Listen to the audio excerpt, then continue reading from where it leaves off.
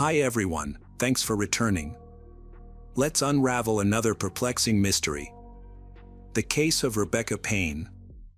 Rebecca Payne was born on April 19, 1986, in New Milford, Connecticut, to Virginia and Nicholas Payne. She was their only child. Rebecca attended New Milford High School, graduating in 2004. During her high school years, she was an active athlete. After high school, Rebecca enrolled in Northeastern University in Boston, where she pursued a degree in athletic training. This 5-year program focused on the care and prevention of athletic injuries. In her 4th year, Rebecca held leadership positions, including a spot on the Dean's Council and serving as president of the Athletic Training Club. She played a key role in organizing the university's vision for the future Athletic Training Leadership Forum and was also involved with the Episcopal Lutheran Center. Rebecca was known for her friendly and approachable nature. She had a large circle of friends and was always willing to lend a helping hand.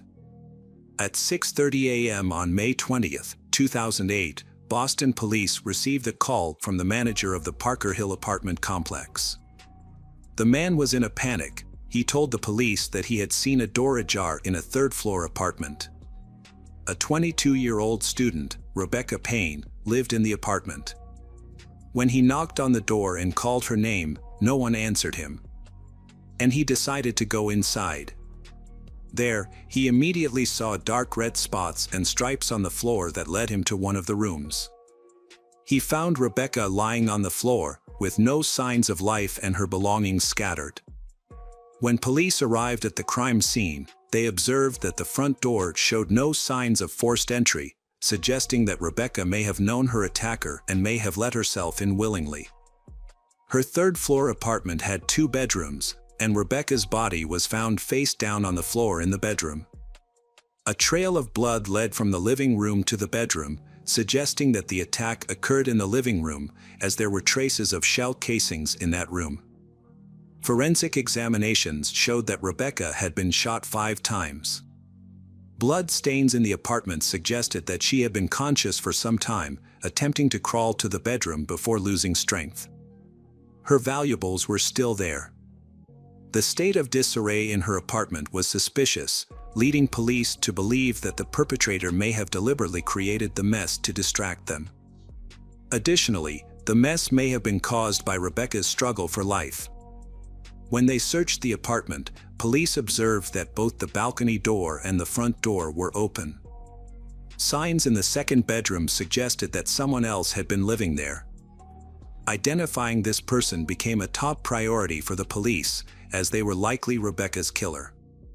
After speaking with the apartment manager, police discovered that Rebecca lived with another student in her apartment, prompting police to begin searching for the student. At the same time, police interviewed residents of Parker Hill Apartments, some of whom reported hearing a woman scream and gunshots between 3 and 4 a.m. Unfortunately, no one reported the incident to the police. Rebecca Payne's tragic death left her parents reeling, not only from the loss of their daughter, but also from the appalling indifference of their neighbors. Despite hearing Rebecca's screams and gunshots, no one called for help. Rebecca's parents described her as a vibrant and compassionate young woman. She had a big heart and was known for putting others before herself, always looking to help those in need. In the aftermath of her death, police interviewed residents of the apartment complex where Rebecca lived. One man, who lived on the 1st floor, reported seeing a black SUV approach the building at night. However, due to the darkness, he was unable to see the car's license plates or identify who got out of the vehicle. The apartment building where the crime took place had both internal and external surveillance cameras. However, when police asked the building manager for the footage, they discovered that the cameras only allowed for real-time viewing. The outdated equipment required a video cassette to be inserted into a VCR and manually recorded, but no one had done so. Given this information, along with the fact that the manager was the one who found Rebecca's body, police began to suspect him of the crime. As a resident of the building, He had constant access to Rebecca's apartment and was aware that the surveillance cameras were not being monitored. The suspicion against the manager grew when a background check revealed his past run-ins with the law, specifically related to prohibited substances. Furthermore, an officer noticed dark red stains on the front door of the manager's apartment, which were swabbed and sent for examination. The manager was taken to the police station for questioning, where he denied any involvement in Rebecca's death, claiming he spent the entire night in his apartment with his wife. The police also spoke with his wife to verify his alibi. The woman's husband was initially a suspect, but his wife provided an alibi for his whereabouts during the night of the crime. Laboratory results showed that the dark red stains on his apartment door were just paint, leading the police to release him due to lack of evidence. Police investigating the case reviewed video and photo materials from the scene and focused on a public transportation card found near the crime scene. This card, used to pay for public transport in the Boston area, stores data on its usage, including the location and time of each use. Traffic police provided police with surveillance camera footage of the card being used. After reviewing the recordings, police determined that the card belonged to Rebecca and was used by her on the night she went missing. The footage showed Rebecca walking home, appearing calm and alone, with no signs of anyone following her. Unfortunately, this discovery did not lead to any new leads on the identity of the offender. The police obtained another video from a surveillance camera located outside the hospital building, near the Parker Hill Apartments. This video captured a black SUV driving by at the time of Rebecca's attack. Although the video was poor quality, preventing the officers from seeing the license plates, it did appear to match the description given by the witness, and the detectives believed it was a Ford vehicle. Meanwhile, detectives interviewed Rebecca's roommate at the police station. The roommate expressed shock at Rebecca's death and stated that she had been living with her parents while studying for an exam. This alibi was verified by her parents, clearing her of suspicion. However, the conversation was still fruitful, as she provided potentially valuable information that could aid the investigation. According to Rebecca's roommate, Matt, Rebecca's boyfriend, had access to their apartment. To determine if Matt had a motive to harm Rebecca, police reached out to him by phone. Matt explained that he had moved to New York State to live with his parents around the time of the attack. He claimed to be depressed over Rebecca's death. Matt stated that he had been staying with his parents, and they confirmed his alibi. Police obtained a record of Matt's cell phone activity, revealing a conversation with Rebecca on the night of the attack, around midnight, a few hours before her death. However, the cell tower that received the signal from Matt's phone was located near his parents' house in New York State. To verify Matt's alibi, police conducted an experiment and concluded that it would have been impossible for him to drive from his parents' house to Boston in 3 or 4 hours, making it unlikely that he committed the crime. As a result, Matt was ruled out as a suspect. Rebecca's family and friends traveled to her home state of Connecticut to say goodbye, but the police investigation into Rebecca's death stalled. Despite their efforts, no new evidence was found, no witnesses came forward, and no DNA samples were collected. The case appeared to have reached a dead end. Years went by. In 2012, a breakthrough occurred. Anthony White was arrested by the Boston police for trafficking illegal substances and faced a lengthy prison sentence. In an attempt to reduce his sentence, Anthony offered to provide police with information about the night Rebecca Payne died. Recognizing this as a potential opportunity to solve the long-standing case, the police accepted Anthony's offer. Anthony declared that, on May 20, 2008, Anthony received a call from Cornell Smith, an acquaintance involved in the same illicit activities as him. Cornell requested a meeting, and Anthony agreed. Cornell arrived with their mutual friend Michael Balba, who drove a black SUV. The three of them went to the Parker Hill Apartments, where Michael parked in a spot with a clear view of the building. When Cornell spotted Rebecca in a third-floor window, he identified her. They waited until the lights in her apartment went out, assuming she had fallen asleep. Cornell then climbed from the first-floor balcony to the third-floor balcony, where he found the door to the apartment open. However, upon entering, he found Rebecca awake and lying on the couch in the living room. She began screaming when she saw him, and a brief struggle ensued. Cornell shot her 5 times before fleeing the apartment through the front door and escaping with Anthony and Michael in the SUV. Police questioned the credibility of Anthony's testimony, suspecting that he had fabricated the story based on news reports in order to get a reduced sentence. Police did not understand Cornell's motives, as Rebecca had no connection to him. However, according to Anthony, Rebecca's death was a case of mistaken identity. 2 sisters who lived on the first floor of Parker Hill Apartments looked very similar to Rebecca. The sisters were Cornell's rivals in the illegal drug trade. In retaliation, Cornell targeted Parker Hill Apartments, but he was not sure which floor or apartment the sisters lived in. When he saw Rebecca at the window, Cornell mistook her for one of his enemy sisters. Police looked into Cornell Smith's past and found that in February 2008, he was arrested for dealing illegal substances. Shortly before Rebecca's death, Cornell was released on bail. According to Anthony White's statement in 2012, Cornell wanted revenge against the sisters. However, when Anthony White came forward, Cornell Smith was already serving a 12-year sentence in prison for another conviction. With Anthony's new testimony, Cornell was then also charged in Rebecca's murder. Cornell denied his involvement, though. Before the case could go to trial, the key witness, Anthony White, died in prison. There was no longer any evidence to prove Cornell's involvement in the murder of Rebecca Payne. Since Anthony White was dead, the police needed new testimony from Michael Balba, who was with Anthony and Cornell on the night of the murder, in order to convict Cornell Smith. Michael was arrested and taken to the police station, but without evidence, he denied involvement and requested a lawyer. As a result, hopes of solving the case seemed lost.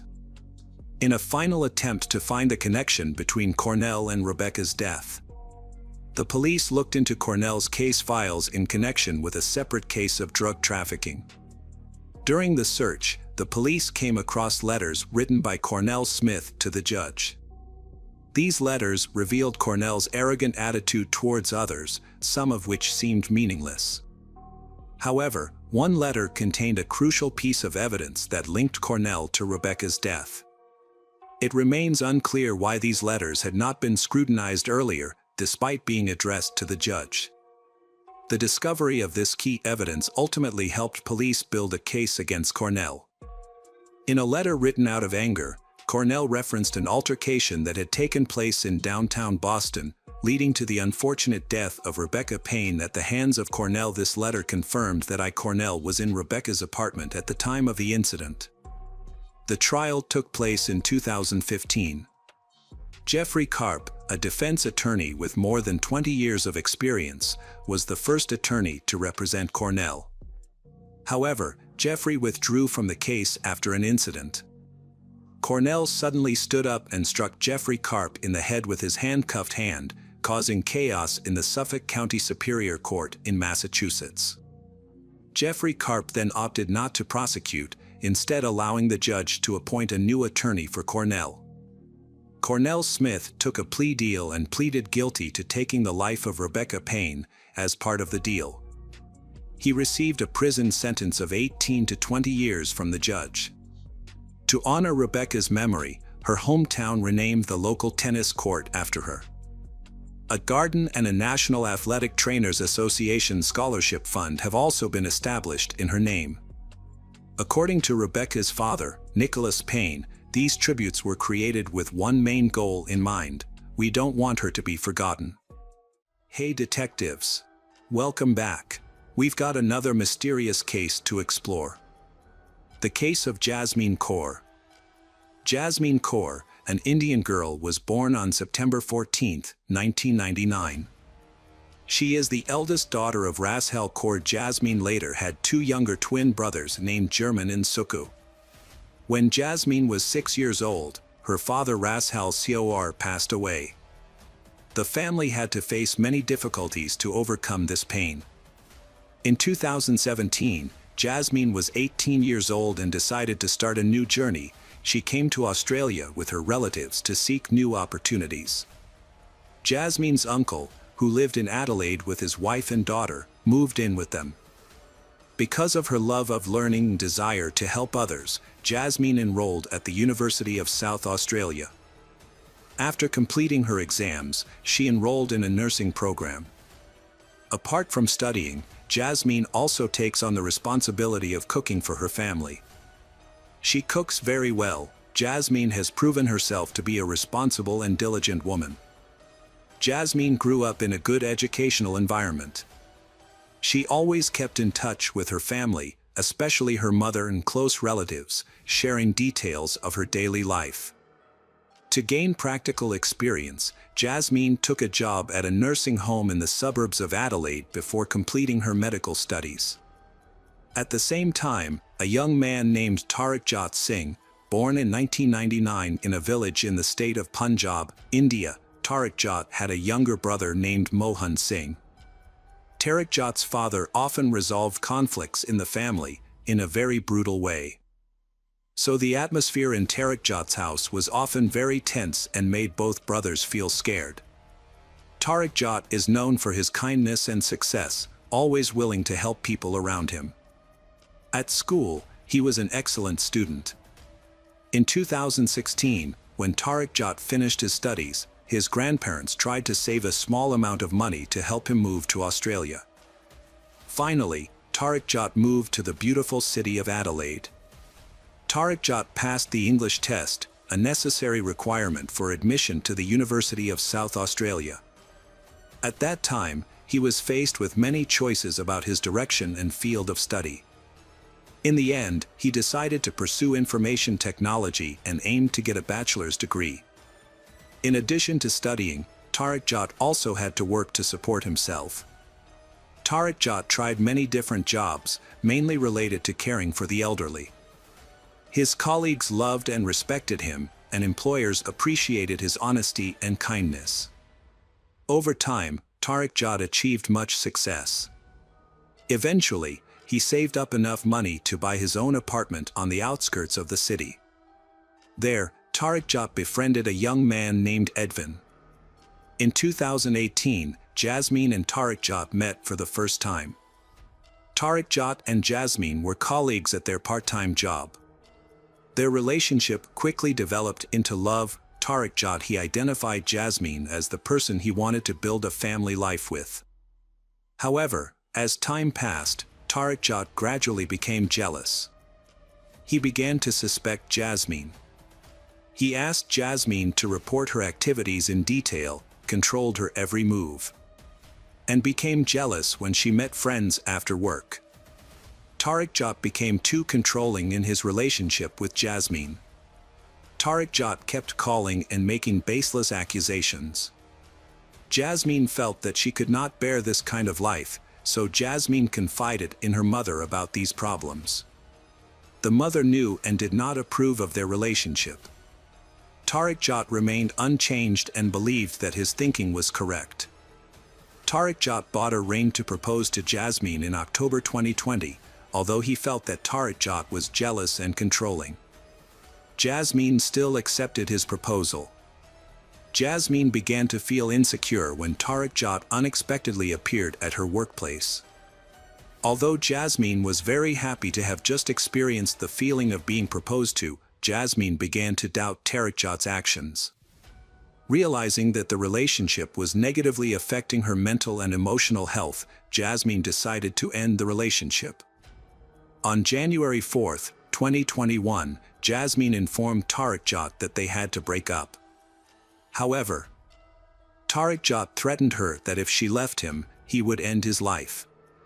The next day, Jasmine saw Tarakjot watching her from the window during break time, which made her increasingly worried about her safety. Jasmine spoke to Tarakjot and he again begged her to stay, but she was determined to break up. At this point, Tariq Jat began threatening to harm himself and insisted that Jasmine would be responsible for everything that happened to him. That same night, Jasmine learned that he had taken a large amount of sleeping pills. Jasmine immediately contacted a neighbor of Tariq Jat's in the apartment building, who took Tariq Jat to the hospital. At the hospital, Tariq Jat wrote a letter claiming that he had committed suicide because Jasmine had decided to break up with him, as her family forbade their relationship. The next morning, January 6, 2021, a psychiatrist examined Tariq Jat but found no signs of mental illness. After being discharged from the hospital, Tariq Jat went to Jasmine's house. Tariq Jat said that he needed to talk to Jasmine about an important matter. And Tariq Jat tried to convince Tariq Jat to come back to him. However, this attempt failed again when Jasmine refused. In desperation, Tariq Jat threatened to make public a private video of them to Jasmine's family. Faced with Jasmine's indifference, Tariq Jat eventually sent the video to her mother. Shocked, Jasmine's mother Harpreet Kaur contacted her daughter. Harpreet was furious when she received the video. Tariq Jat then went to Jasmine's workplace the next day. Tariq Jat stood by his car and patiently waited for Jasmine to leave work. Although Jasmine ignored him and left, Tariq Jat followed her in his car. But suddenly stopped, letting Jasmine go home. However, that night, Jasmine could not sleep well. The pressure from Tariq Jat increased and he kept threatening to share her private video with more people if she did not return to him immediately. January 28, 2021, Jasmine could not bear it anymore. She officially reported Tariq Jat's harassment to the police. The police recorded every detail of their relationship. Due to the seriousness of the case, the police conducted an investigation and met Tariq Jat on February 9 to find out the situation.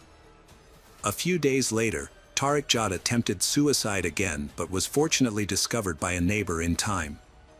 In the hospital, he explained that he could not face the breakup and asked to be discharged. His request was accepted and he was discharged. However, after being discharged, Tariq Jat began taking medication prescribed by a doctor to treat depression, anxiety, and agitation. But at the same time, thoughts of harming Jasmine became stronger in his mind. On March 4, 2021, Tariq Jat collected information about the locations of most of the surveillance cameras in Adelaide. The next day, Tariq Jat used another phone and left it at home to create an alibi. To avoid detection, Tariq Jat borrowed a neighbor's blue Jeep. On the same day, Tariq Jat went to a hardware store to buy necessary items, including gloves, cable ties, and a shovel. However, Tariq Jat did not know that his every move was monitored and recorded by the store's surveillance camera. Tariq Jat then drove to Jasmine's workplace and waited for her to finish work at around 10 p.m. When she stepped out onto a deserted street, Tariq Jat suddenly attacked, grabbed Jasmine's arm and dragged her into the car. Tariq Jat covered Jasmine's mouth and eyes, tied her hands and feet and drove to a deserted location.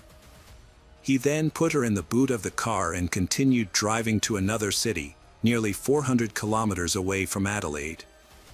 Along the entire route, from 10:30 p.m. to 3:30 a.m., 5 city surveillance cameras recorded him using the car.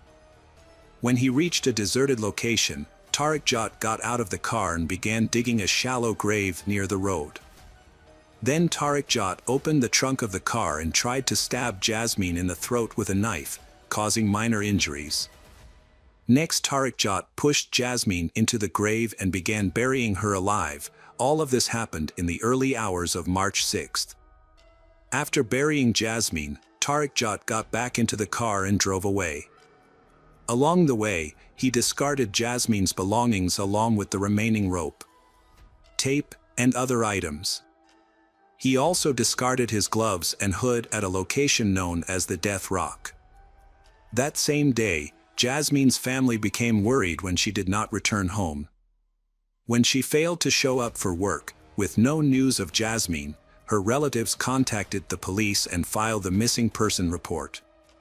During the investigation into Jasmine's disappearance, police reviewed surveillance footage from Jasmine's workplace and discovered surveillance video from the night before showing a man near the building who had been driving toward another city for most of the morning.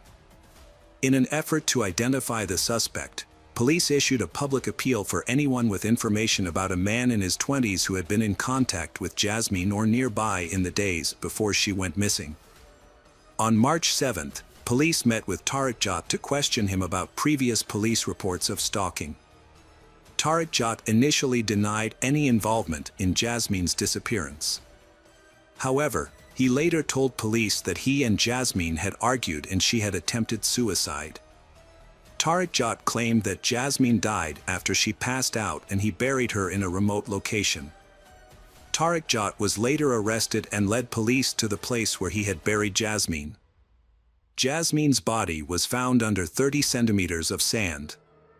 Jasmine's hands were tied behind her back, her legs were tied with cable ties, and her eyes and mouth were covered. The cut on Jasmine's throat was only a superficial wound. An autopsy was performed. During interrogation, inconsistencies in Tariq Jat's testimony led to his arrest. The autopsy revealed that Jasmine was alive when she was buried and that the cause of death was lack of air. These findings shed light on the horrific nature of the case. On March 8, 2021, Tariq Jat was charged with murder and remanded in pretrial detention. Tariq Jat's first appearance in the Supreme Court was scheduled for March 2022. However, Tariq Jat fell ill. Instead, Tariq Jat's lawyer appeared and pleaded not guilty. The trial was adjourned until February 6, 2023. On February 6, 2023, Tariq Jat publicly admitted in the Adelaide Supreme Court that he had kidnapped Jasmine with the intention of killing her. 5 months later, on July 5, 2023, in the Supreme Court of South Australia, the judge sentenced Tariq Jat to life imprisonment with a non-parole period of 22 years and 10 months. Tariq Jat could be eligible for parole after this period. However, if released, the defendant would have to leave the country. Hello again, true crime fans. We've got another mysterious case to explore, the case of Tara Baker. Tara Baker was born on January 20, 1977, in East Point, Georgia. Her parents divorced when she was young, and her mother later remarried. She is the eldest of 4 siblings. From an early age, she showed a strong interest in the legal system, with the desire to pursue a career as a lawyer or judge. She would often engage in mock trials with her stuffed animals, create contracts with her relatives, and even write letters to politicians, including the President of the United States, to express her opinions. After high school, Tara attended Georgia College, where she earned 2 bachelor's degrees in just 3 years, graduating in 1999. She then enrolled at the University of Georgia, one of the top law schools in the country, located in Athens, a small town close to her parents' home. To avoid dorm life, Tara rented a house with 2 other university students, one of whom she knew from college. Tara worked at a prestigious law firm in downtown Athens, covering her expenses and gaining valuable experience in her future profession. In January 2001, Tara spent a lot of time studying at the university library. On the evening of January 18th, she went to the library to study with a friend. Her friend left the library around 7:30 p.m. Tara stayed behind, calling her friend at 9:46 p.m. to check if she had arrived home safely, mentioning that she would head home soon. The next day, around 6 p.m., Tara's mother, Virginia Baker, received a phone call from a woman who identified herself as a detective. The detective tells Virginia that they need her daughter Tara's fingerprints for their current investigation. Believing it was a prank, Virginia hung up, but her curiosity got the better of her. She decided to call the Athens police station to verify the call. Police said the caller was actually a forensic detective, and they further informed her that there had been a fire at Tara's home. The detective explained that they were trying to locate Tara, but so far, they had only found one of Tara's roommates, who had been out at the time of the fire. The other roommate was also missing, and investigators suspected that the unidentified body they found might be one of them. Virginia was desperate for information and asked the detective to describe the room where the body was found. The detective's response sent a chill down Tara's spine. The room was filled with Tara antique items, which she had spent years collecting. Virginia and her family immediately drove to Athens to see what was happening to their daughter, hoping that it was just a misunderstanding and that Tara was safe. Upon arriving at the police station, they were forced to wait for several hours without receiving any updates. Eventually, a detective emerged and delivered the devastating news. The body found in the house was indeed Tara's, and her death was a result of murder, not the fire. However, the detective was exhausted and declined to answer any questions. Before departing, he shared one crucial detail: Tara had inadvertently left behind a clue. Fragments of the perpetrator's skin were found under her fingernails, which could potentially aid in identifying the killer. Tara's family was shocked, confused, and hopeless by the news. Despite their requests for more information about Tara, the police remained silent, not providing any further details. The family of Tara Baker was left in the dark about her murder investigation. Despite their repeated attempts to get information from detectives, they were met with silence. The local police department never reached out to them, forcing the family to constantly call and visit the station to beg for updates. Through persistence, they were able to gather some details about the case. Firefighters were called to Tara's address on January 19 at approximately 11 a.m. in response to a fire. After extinguishing the flames, they found Tara's body inside. The medical examiner's report confirmed that she had been murdered, with signs of strangulation and stab wounds. It appeared that the killer had set the fire to destroy evidence after Tara's death. However, the police refused to share the medical examiner's report with Tara's parents, leaving them without crucial information about her murder. The family also discovered that some evidence may have been destroyed by the firefighters. Unfortunately, this is not uncommon in cases like this. Investigators may not have properly secured the crime scene, which could have resulted in the loss of evidence. As Tara's family sought answers about her death, they were met with a lack of transparency and disrespect from the police. They were not kept informed about the investigation, were often treated rudely and unprofessionally. In an attempt to hold the police accountable, they began to record their conversations and filed complaints, but these efforts yielded no results. The family sought the advice of a renowned criminologist. However, the local police department would only allow him to review the case materials under one condition: he was not to share any information or findings with Tara's relatives. This left Tara's family unable to find answers about her death. Tara's family waited 10 years to get her death certificate.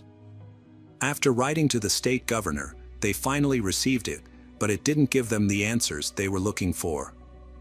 Instead of explaining what caused her death, the certificate simply stated that she died from multiple injuries, without providing any further details. Despite the police continued their investigation, but their actions raised several questions. When Tara's body was discovered, firefighters immediately called the police, recognizing that a murder had taken place. But the crime scene was seriously destroyed due to extensive damage from the fire and water used to extinguish it. Furthermore, the family later discovered that some surviving items at the crime scene were not examined for fingerprints. Tara's laptop was found missing from her room, but other valuables were intact. Since there was no evidence of forced entry, investigators suspected that Tara was familiar with her killer and had voluntarily allowed them into her room. Although the crime scene was heavily damaged due to the fire, investigators established that Tara's two roommates were away from town at the time, leaving Tara home alone. Because it was difficult to determine the exact time of death, medical experts narrowed the window down to a time frame of 10 p.m., when Tara left the library, to 11 a.m., when neighbors called the fire department. The likelihood of the crime occurring during the early morning hours, given the speed at which the fire spread. The police investigation uncovered two significant leads. One involved a witness who reported seeing a middle-aged white man running down the street on the morning of the murder, wearing only a t-shirt and jeans despite the winter weather. Additionally, the police discovered a suspicious phone call made to Tara's university a few days before her death. A heavily intoxicated man had called the university's student information line. The man managed to correctly provide Tara Baker's name and request her phone number. Although the phone call was highly suspicious, the police were unable to identify the caller. Meanwhile, Tara's boyfriend became an immediate person of interest in the investigation. He provided an alibi, which was verified by the police, but they continued to view him with suspicion. Police have repeatedly questioned him and asked him to provide additional biological samples, answer additional questions, or undergo a lie detector test. Tara's boyfriend was asked to identify her body after the fire. He had traveled from another city to Athens as soon as he heard the news. Although Tara's parents were already in town, the police requested that the boyfriend make the identification. However, he was not allowed to enter the house. Instead, a police officer took a photograph of the body and showed it to him on a camera screen. The boyfriend was shocked and unsure if the body was Tara's. To confirm, he asked to see a pair of earrings he had given her. The officer retrieved the earrings from the body Tara's and showed them to him.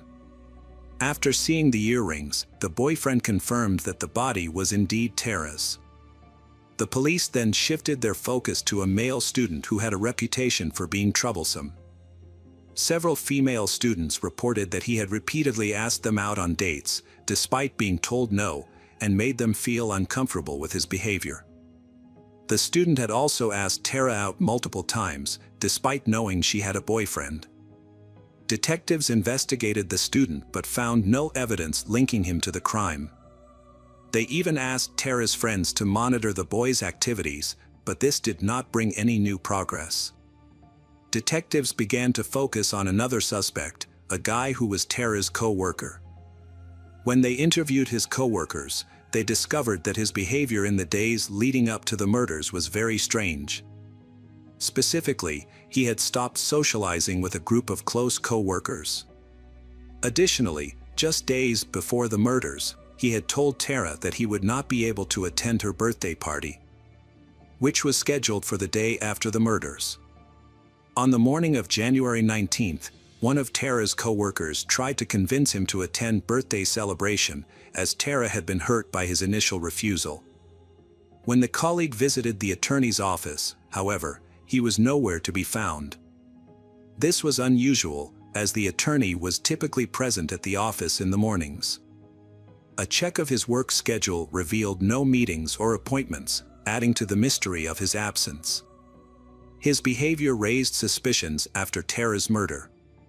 He was absent on the day of the murder, but the next day, he visited a colleague's home and acted strangely. Many suspect that he regularly used illegal drugs, which may have contributed to his erratic behavior.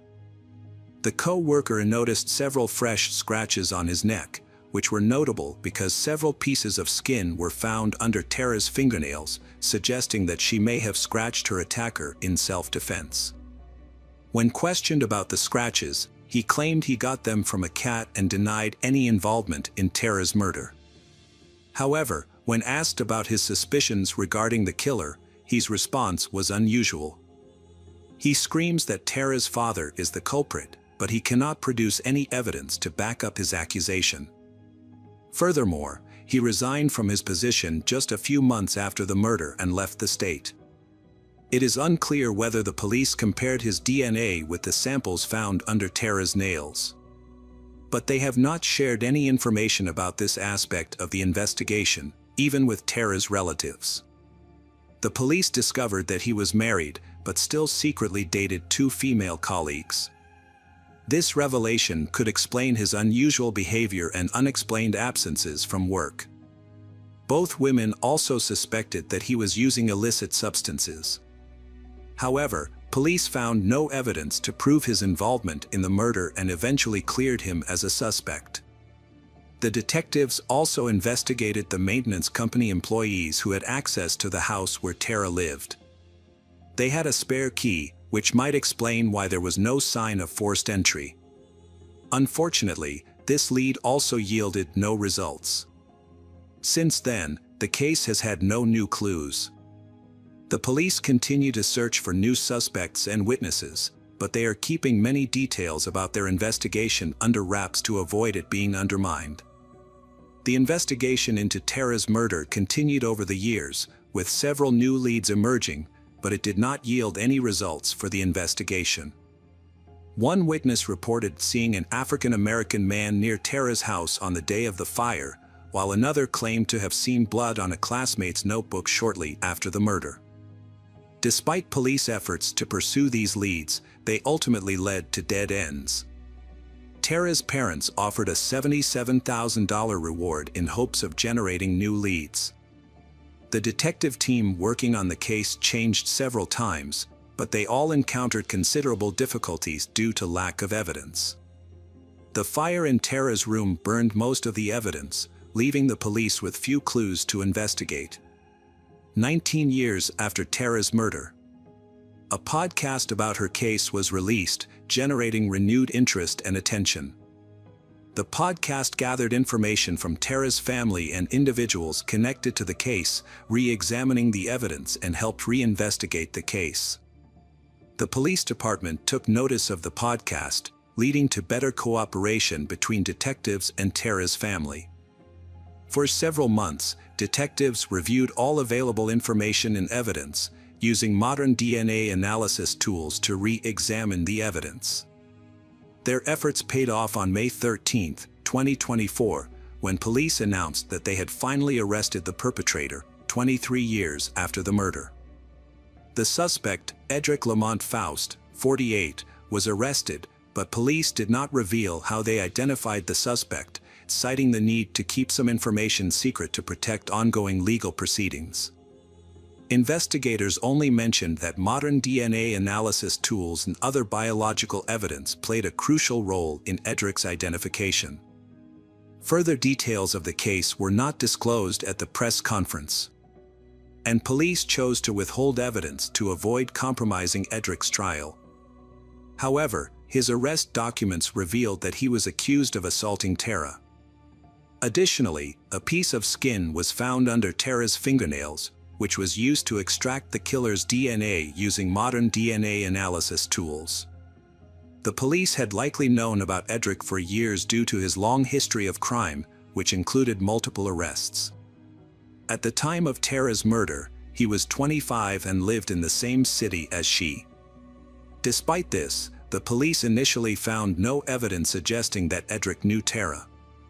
It wasn't until recently, thanks to advanced DNA analysis, that Edric became a suspect in the case. Detectives only started investigating him a few days before his arrest. Edric is currently in jail awaiting trial. The police are confident that they have found the right person, as they obtained irrefutable DNA evidence. As a result, Edric was denied bail, and Tara's case is now considered closed. Tara's family finally finds out the truth after 23 years. Thanks to a new team of detectives who reopen the case and solve it. Hi everyone, thanks for returning. Let's unravel another perplexing mystery, the case of Mitzi Sanchez. Mitzi Sanchez was born on August 10, 1992, in Vallejo, California. She grew up in a large, with 2 brothers and a sister. As a child, Mitzi was cheerful and bright, enjoying time outdoors with friends and playing with her siblings. From a young age, she demonstrated independence, often walking to elementary school with her brother without adult supervision, as the school was nearby. On August 10, 2000, Mitzi's 8th birthday, she was excited about the celebration party her family had planned. However, when she asked her mom if she could skip school, the request was denied. Upset, Mitzi left her home with her brother at around 7:30 a.m. The plan was for her to wait for her brother after classes, and they would walk home together. But when her brother went outside the school, he couldn't find Mitzi. Assuming she had already left without him, he headed home alone. However, when he arrived home, Mitzi had disappeared without a trace. Mitzi's older sister grew concerned when she realized Mitzi was missing, especially since her birthday party was supposed to take place that day. As her absence seemed unusual, the sister called their mother around 4 p.m. to report the situation. The mother immediately contacted Mitzi's school and confirmed that Mitzi had attended all her classes that day. However, when the mother reached out to family members and Mitzi's friends, no one had seen her after school. Mitzi's family became worried and started looking for her. Family, friends, and neighbors mounted a massive search operation. Some walked the streets, while others went door to door along the route from her home to school, asking locals if they had seen her. They also distributed flyers with information about Mitzi. Despite their extensive efforts, they were unable to find her, leading Mitzi's parents to call 911 for assistance. The police quickly joined the search and local media started covering the case. The news of Mitzi's disappearance spread quickly, not just in local news outlets but also across the state. Mitzi's family has given several interviews to raise awareness of her disappearance. Her mother desperately pleaded with them to return her daughter safely. The police received a lot of information, but none of it was useful. 24 hours after Mitzi went missing, the investigation had new clues. A man contacted the police to report finding bloody rags at a landfill. After further examination, experts discovered that the rags were actually bed sheets from a hotel in Vallejo. The evidence was sent to the lab for analysis, but it would take several days to obtain the results. Investigators also went to the hotel, but they were unable to confirm whether Mitzi was there. As the investigators waited for the lab results, they thoroughly searched the landfill for any additional clues, but they found nothing. However, the next day, August 12th, the police received a call that changed the course of the investigation. At around 11 a.m., a man called the police to report a disturbing incident. While driving through an industrial area in Santa Clara, he saw a little girl running towards his van, screaming that someone was chasing her. The girl quickly got into the van, and the driver saw a man running in their direction. A young girl escaped from her kidnapper and sought help from a van driver. As soon as she got into the truck, the kidnapper quickly fled the scene. The girl, who identified herself as Mitzi Sanchez, told the driver what had happened, and he immediately contacted the police. The officers quickly took Mitzi to a hospital for a medical examination. They also arranged for her to speak with her mother over the phone, and soon her relatives arrived at the hospital, where they were reunited with Mitzi. The van driver proved to be a valuable witness in the investigation. He was able to provide the police with the license plate number of the kidnapper's vehicle, which he had seen as it sped away. The truck driver happened to be on the road that day, which was lucky. If he hadn't been there, the kidnapper might have caught up with Mitzi. The police checked the license plate and discovered that the car belonged to 39-year-old Curtis Dean Anderson, a man with a history of crime. He had previous convictions for theft and kidnapping, and was also suspected of other offenses. Police took a statement from Mitzi about what happened to her. Mitzi recounted that on August 10th, she was excited to finish school and head home to celebrate her birthday with her family. When her last class ended, she decided not to wait for her brother and walked home alone. As she walked, she noticed a car parked by the side of the road about a few hundred yards away. Inside, a man was watching her through the rearview mirror.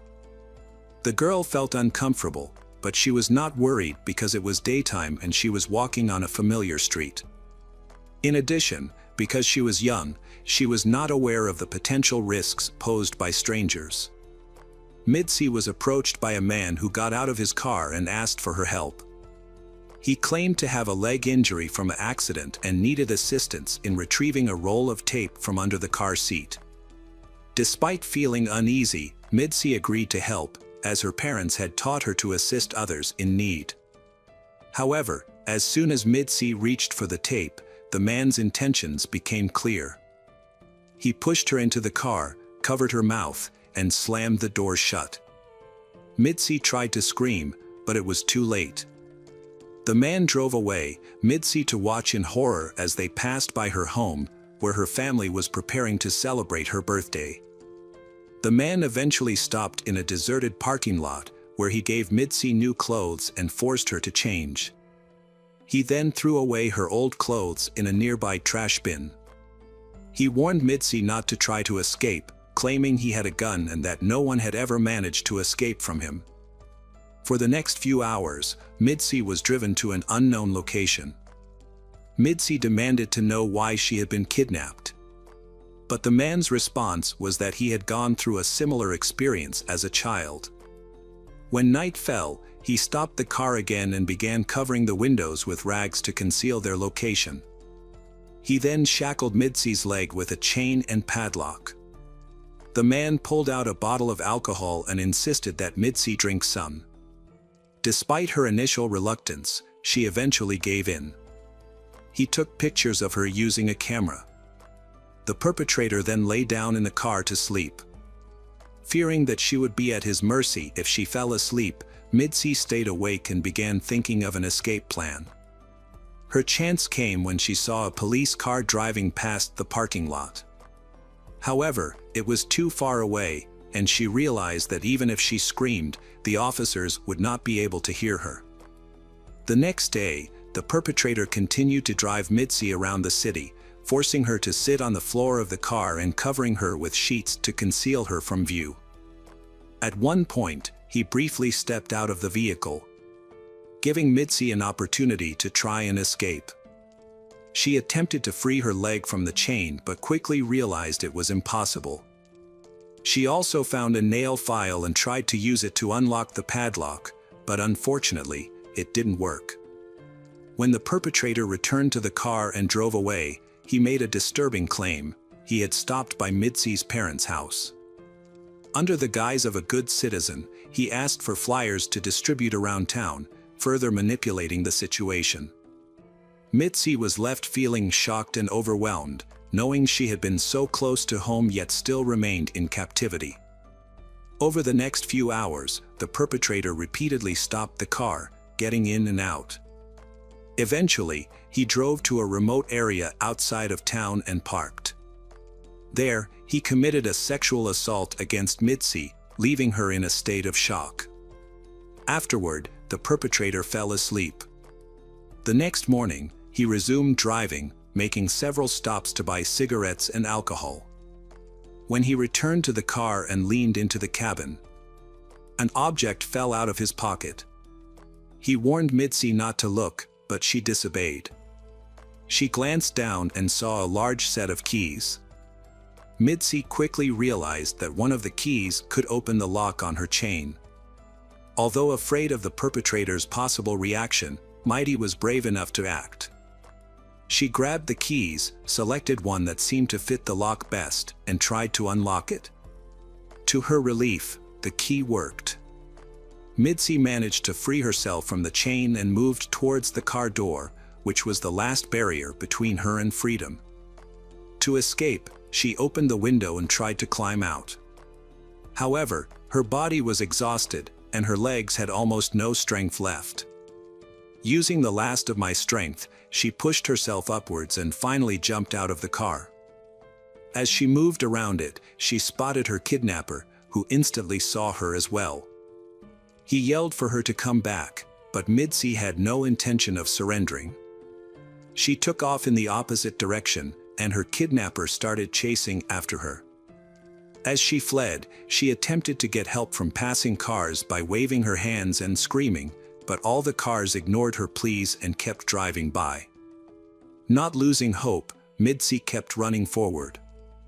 In her desperate situation, every moment seemed like an eternity. Mitzi is driven by the fear that if she stops even for a moment, she will be captured by the perpetrator, a fate she is determined to avoid. Finally, she spotted a van and she ran towards it, jumping in front of it to stop the driver. The driver quickly halted, and Mitzi climbed into the cabin, exhausted, dehydrated, and starving, but safe. At the hospital, she received the medical attention she needed, and her family soon arrived to be reunited with her. Mitzi's story quickly became top news in town. When she returned home, thousands of people gathered on her street, cheering and shouting birthday wishes she had missed while in captivity.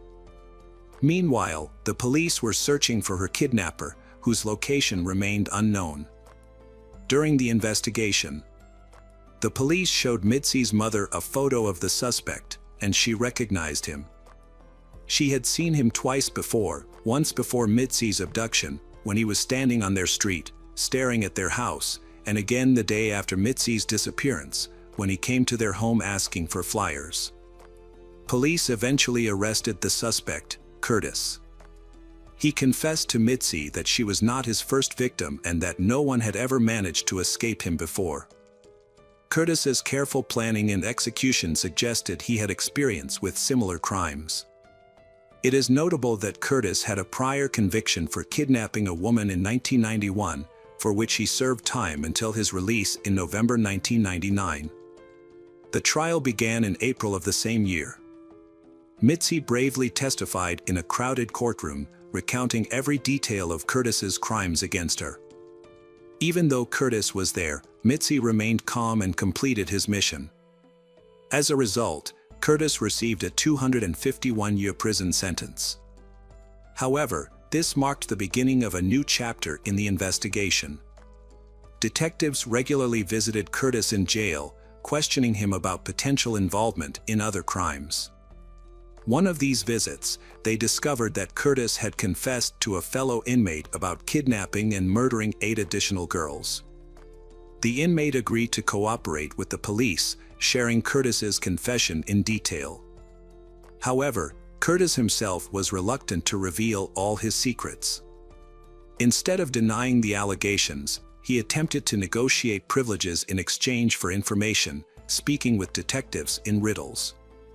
As for Mitzi, she was constantly bullied and ridiculed by her classmates, labeling her the kidnapped girl. They even told her she should have died instead of being rescued. The constant bullying made her school years extremely difficult, which hindered her recovery from the traumatic experience. Mitzi could no longer handle the immense pressure. As a result, she turned to alcohol as a means of coping with stress, relying more and more on it. Eventually, she lost hope of returning to a normal life. However, a car accident after a party with friends changes her life forever. Mitzi suffered serious injuries, including a broken neck and arm, and spent 2 weeks in a coma. Upon waking up, she received news from her doctors. She was pregnant with a daughter. This gave Mitzi the power to change her life for the better. She decided to devote herself entirely to her daughter and also to helping other children who were victims of various crimes. Mitzi went on to found a non-profit organization that continues to help those in need to this day. As for Curtis, he passed away in 2007 due to illness, just 6 years after being sentenced. The detectives' only regret was that they were unable to obtain full confessions from him regarding other cases he was suspected of being involved in. Notably, his son followed a similar path and was also convicted of murder. Unfortunately, the son's life was cut short in prison in 2019. Hi everyone, thanks for returning. Let's unravel another perplexing mystery. The case of Jessica Dishon. Jessica Dishon was born on May 2, 1982, in the small town of Shepherdsville, Kentucky. As the eldest of 3 children, Jessica took on significant responsibilities from a young age, helping her parents care for her 2 younger brothers while they worked. At age 15, Jessica started working part-time at a restaurant to save money to buy her first car, a red Pontiac. A few years later, she bought the car she wanted. Despite her job, Jessica excelled in school and began planning to attend college, where she hoped to study accounting. In the fall of 1999, 17-year-old Jessica was about to start her senior year of high school. She had also started dating a boy, which made her very happy. On the morning of Friday, September 10th, Jessica's parents went to work, and her younger brothers caught the bus to school. However, Jessica did not leave for school as planned. Later that day, around noon, Jessica's mother returned home from work and noticed something unusual. Jessica's car was still parked in front of the house. The mother went to Jessica's room, thinking that maybe she had overslept and missed school. But Jessica was not in her bedroom. The mother then considered the possibility that Jessica might have gotten a ride to school from her father, so she called him to ask. However, he told her that he had gone to work alone that morning. Jessica's mother suspected something was wrong with her car, so she took out a spare key to try to start the car. When she approached the car, the driver's door was slightly open, and Jessica's cell phone was lying on the seat with the numbers 9 and 1 displayed on the screen, indicating that she had tried to call 911. Jessica's shoes and keys were found under the front seat, while her textbooks, work clothes, and purse were in the back seat. Jessica's mother was worried about Jessica's safety. It was obvious that she had tried to call for help but was unsuccessful. Furthermore, Jessica could not leave her belongings in the car and leave. Jessica's parents contacted her school, learning that Jessica had not come to class that day. When Jessica's best friend at work called her parents a few hours later, saying that Jessica had not come to work, they became even more worried about Jessica. Jessica's parents immediately contacted the police, but the sheriff downplayed the situation, suggesting that Jessica might have wandered off and would return home on her own. Despite Jessica's parents' pleas, the sheriff refused to open an investigation. Undeterred, Jessica's parents contacted relatives, friends, and acquaintances, but no one had any information about Jessica's whereabouts. They then searched the entire town, scouring the area, but there was no sign of her. The next morning, Jessica's parents returned to the sheriff's office to report that she had not returned home. The sheriff sent 2 officers to check Jessica's car. However, the officers searched the car without wearing gloves, potentially destroying evidence. Furthermore, the officers did not search Jessica's room. Feeling frustrated with the police, Jessica's parents sought the help of the local media, hoping to draw attention to Jessica's disappearance and the police's lack of attention. Jessica's family and friends, led by her father and Uncle Stanley, launched a search for Jessica. They also distributed flyers with information about Jessica. Fearing the worst, they focused their search on an area near a river, which was known to be a crime hub. For hours, Jessica's family members thoroughly searched the challenging terrain near the river but couldn't find any sign of Jessica. The next morning, Jessica's parents were at home, and their son was playing in the yard. Suddenly, he rushed inside, saying he had heard a faint cry for help that sounded exactly like his sister's voice. Jessica's father immediately grabbed his gun and ran outside to find the source of the screams. At the same time, his brother arrived and joined the search. They quickly noticed smoke coming from the property of their neighbor, 40-year-old David Brooks. As they approached, they saw Brooks undressing on his property. Jessica's father asked Brooks for permission to search his farm, but Brooks refused and told them to leave. This was not the only unusual behavior Brooks displayed. Before Jessica's disappearance, the 2 families had a normal relationship. However, soon after, he would drive slowly past their house, staring at them with an ominous smile.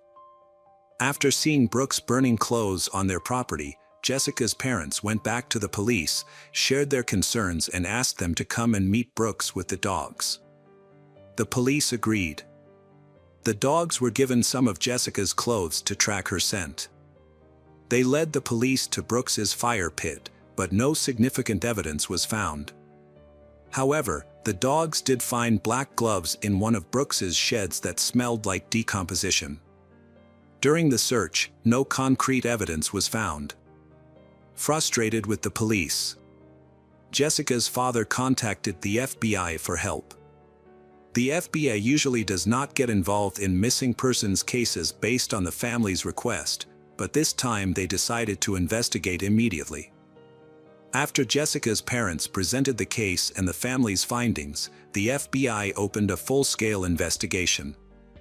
The FBI proceeded to collect fingerprints from Jessica's room and her car, confiscating all potential evidence for further analysis. Additionally, investigators conducted a comprehensive search of the area using helicopters and volunteers. They thoroughly examined the pond near Jessica's home. The FBI searched Brooks' farm and found a printed photo of Jessica. This discovery led the FBI to strongly suspect Brooks' involvement in her disappearance. They also suspected his 35-year-old brother, Joseph, although despite a thorough search, the FBI found no evidence. Due to lack of incriminating evidence, the investigation focused on searching the surrounding area. 17 days after Jessica went missing, police received a call on September 27th. A woman was driving along a road near the river. Noticing something unusual near a tree, the woman stopped to check and was horrified to see a body. She called the police immediately. When FBI agents arrived, they discovered the body of a young woman who had suffered severe trauma. She was missing several fingers and toes. A rope tied around her legs showed traces of red and silver paint. Additionally, some of her clothing was missing, suggesting that she may have been sexually assaulted, leading the FBI to develop disturbing theories about the murder. Medical experts later confirmed the identity and determined that Jessica had been strangled. Her body also showed extensive bruising. Her limbs and fingers had been separated after death, suggesting that she was still alive when this happened. However, the most disturbing fact was that Jessica had survived for approximately 3 days after she went missing. This meant that the police had the opportunity to rescue her. But unfortunately, they did not take any action to do so. After the body was discovered, the FBI re-interviewed Brooks, who changed his story. He initially said he had seen Jessica near her home, but later said he had not seen her. His alibi was disputed by his wife, and he failed a polygraph test, prompting the FBI to arrest him and proceed to trial. The FBI said the likelihood of a conviction was low due to a lack of concrete evidence. While they had some troubling clues that pointed to his involvement, they were circumstantial and inconclusive. As the trial progressed, detectives continued to search for additional evidence. During a re-examination of Brooks' car, they found a rope similar to the one used to tie Jessica up.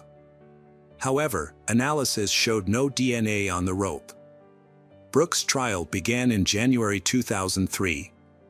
His attorney maintained his innocence, citing a lack of evidence. During the trial, it was revealed that investigators had found the victim's missing limbs but had not properly preserved them, causing them to decompose and lose potential evidence. The remaining circumstantial evidence was insufficient to convict, and the jury was unable to reach a unanimous decision, resulting in Brooks' acquittal.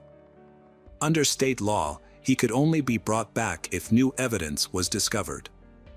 Jessica's parents were devastated by the outcome. The parents also felt that if the police had done their job properly, Jessica might still be alive.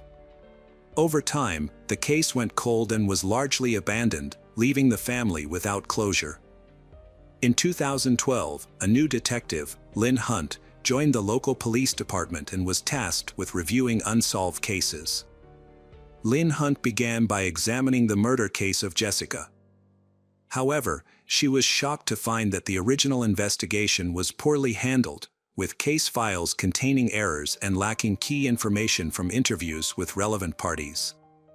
The evidence was also not properly documented, forcing Lynn Hunt to start the investigation from scratch 13 years after the crime.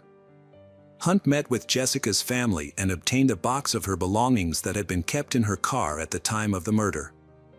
One of her brothers, now an adult, had kept the box since the police returned the items to the family. Lynn Hunt was again disappointed by the careless handling of the evidence, as it had not been stored according to protocol. Her efforts paid off when she discovered a crucial document, Brooks' medical examination report, which revealed that Brooks had an IQ of 61, which is considered low. With a low IQ, Brooks may not have fully understood the questions and may have given incomplete answers. All of this led Lynn Hunt to think that this man might not have anything to do with the case. Lynn Hunt began to consider other suspects. Lynn Hunt conducted an extensive review of everyone connected to the case and those living in the surrounding area. This investigation continued until September 2014, nearly 15 years after Jessica's death. A coworker contacted Lynn Hunt with information about an inmate at the Kentucky State Prison who claimed to know who killed Jessica. Lynn Hunt initially dismissed the information as unreliable.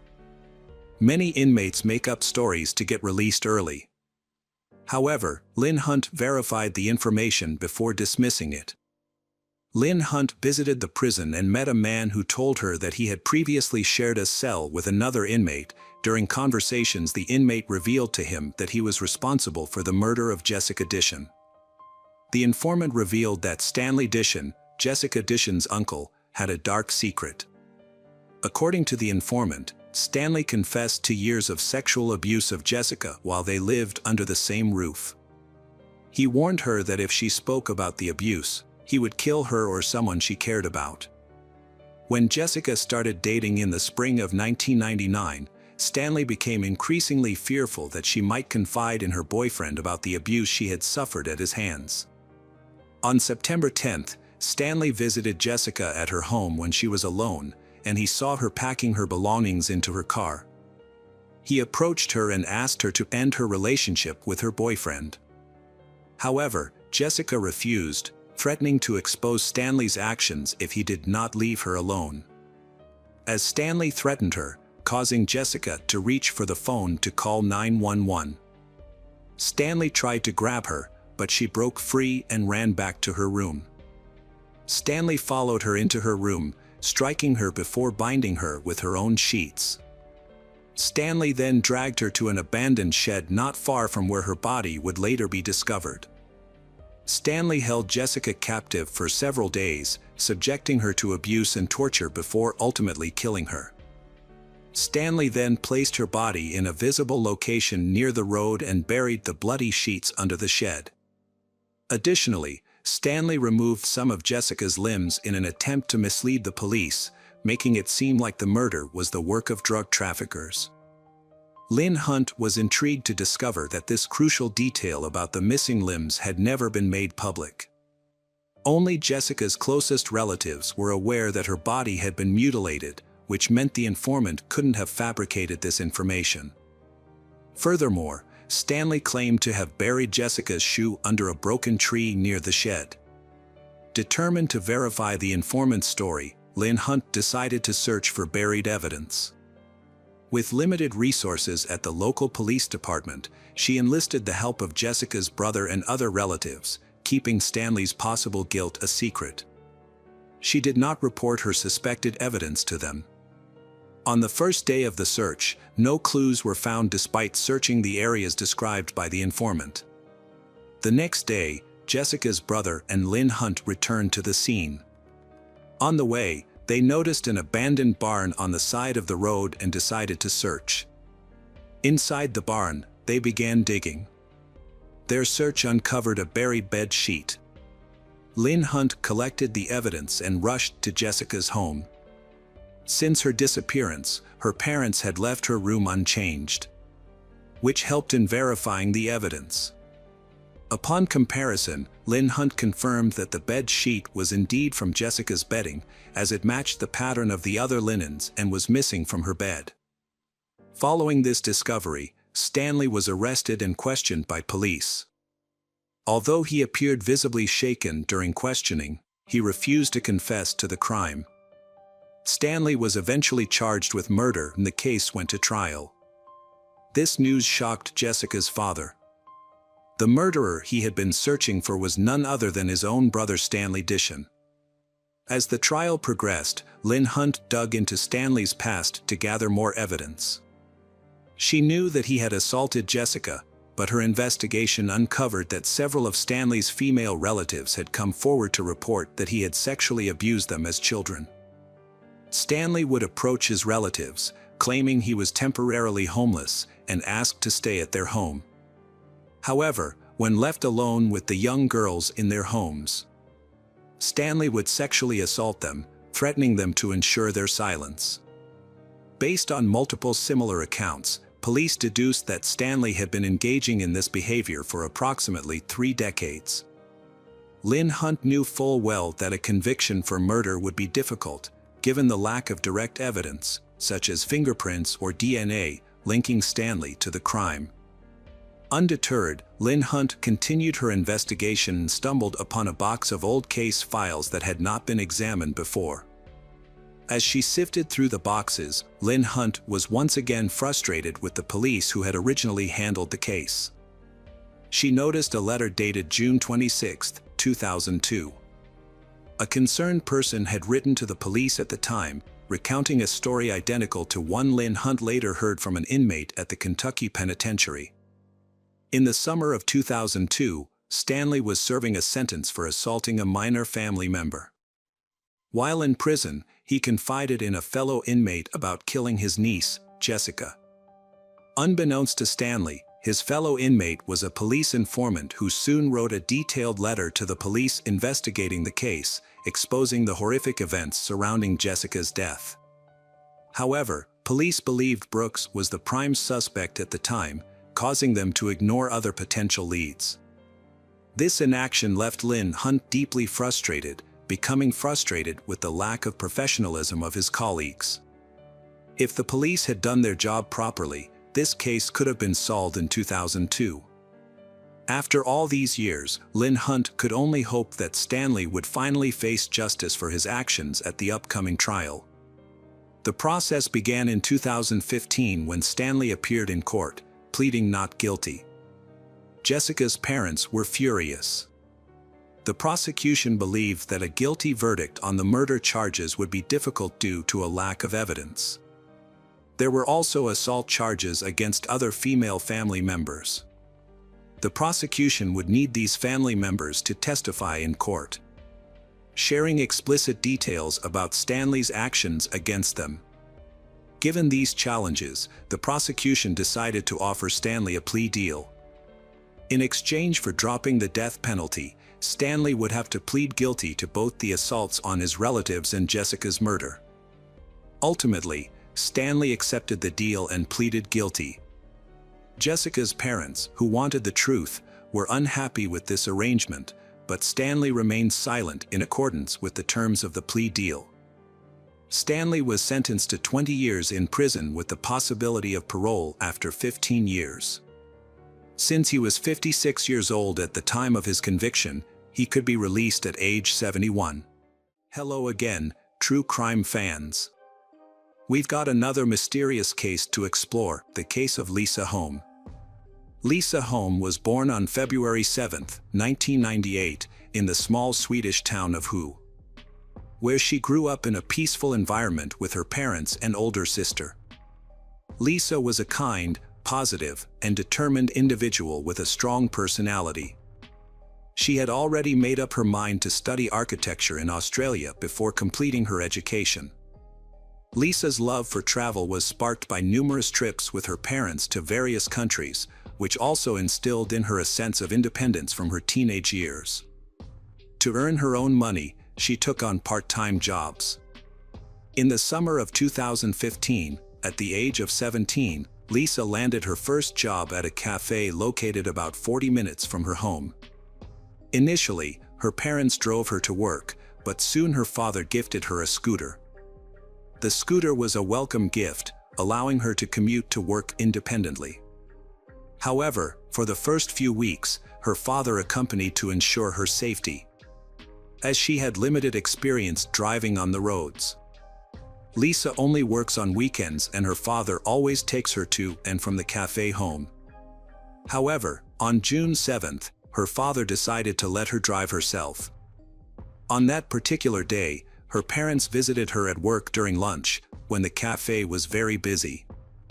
They had a quick snack together before returning home. Later that day, at 6:23, Lisa sent her father a text saying she was leaving work. 3 minutes later, he received a call from her, but there was no answer when he picked up. He heard a soft voice over the phone, and the sound of a car door closing, leading him to believe that Lisa had accidentally dialed his number while talking to a coworker. Despite calling out her name several times, he got no response and eventually ended the call, expecting her to arrive home soon. However, as the minutes ticked by, Lisa failed to show up, causing her parents to grow increasingly worried. It was her first time driving the scooter alone, and her father was deeply concerned for her safety. He attempted to call her multiple times, but her phone was turned off. After a few more minutes of waiting, Lisa's father decided to drive along the route she would have taken, hoping to meet her along the way. He drove slowly, scanning the road for any sign of her, fearing she might have been in an accident. Despite his efforts, there was no sign of Lisa. The man arrived at the cafe where his daughter Lisa worked, but she wasn't there. However, her scooter was parked outside, which initially calmed his nerves. But upon closer inspection, he noticed her scooter keys were still in the ignition and her helmet was hanging from the handle. This discovery raised his concerns, as Lisa would never leave her scooter unattended. Around the same time, Lisa's mother contacted the cafe owner, hoping to get some information about her daughter's whereabouts. The cafe owner claimed to be unaware of Lisa's location and explained that she had spoken to her employees earlier, who said they were closing the cafe. The cafe owner then drove to the cafe and met up with Lisa's father. Together, they began searching the cafe and its surroundings. The cafe owner also enlisted the help of 4 friends who lived nearby. As the search continued, Lisa's mother and older sister checked the bus schedule, thinking it was possible that Lisa might have taken the bus instead of her scooter. They drove to the bus stop in their town, but unfortunately, Lisa was not on the bus.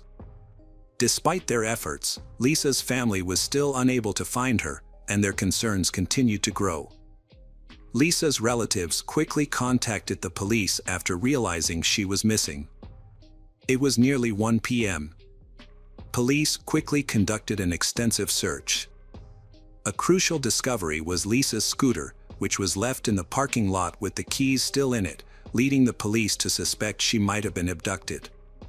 Abductions are extremely rare in Sweden, particularly in Lisa's rural hometown, so the police responded swiftly by deploying multiple search teams with dogs and having officers canvass every nearby house. As news of Lisa's disappearance spread, her classmates and friends took to social media to raise awareness and potentially gather witness accounts.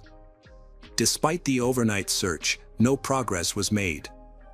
On Monday morning, the police publicly announced Lisa's disappearance and urged anyone with information to come forward.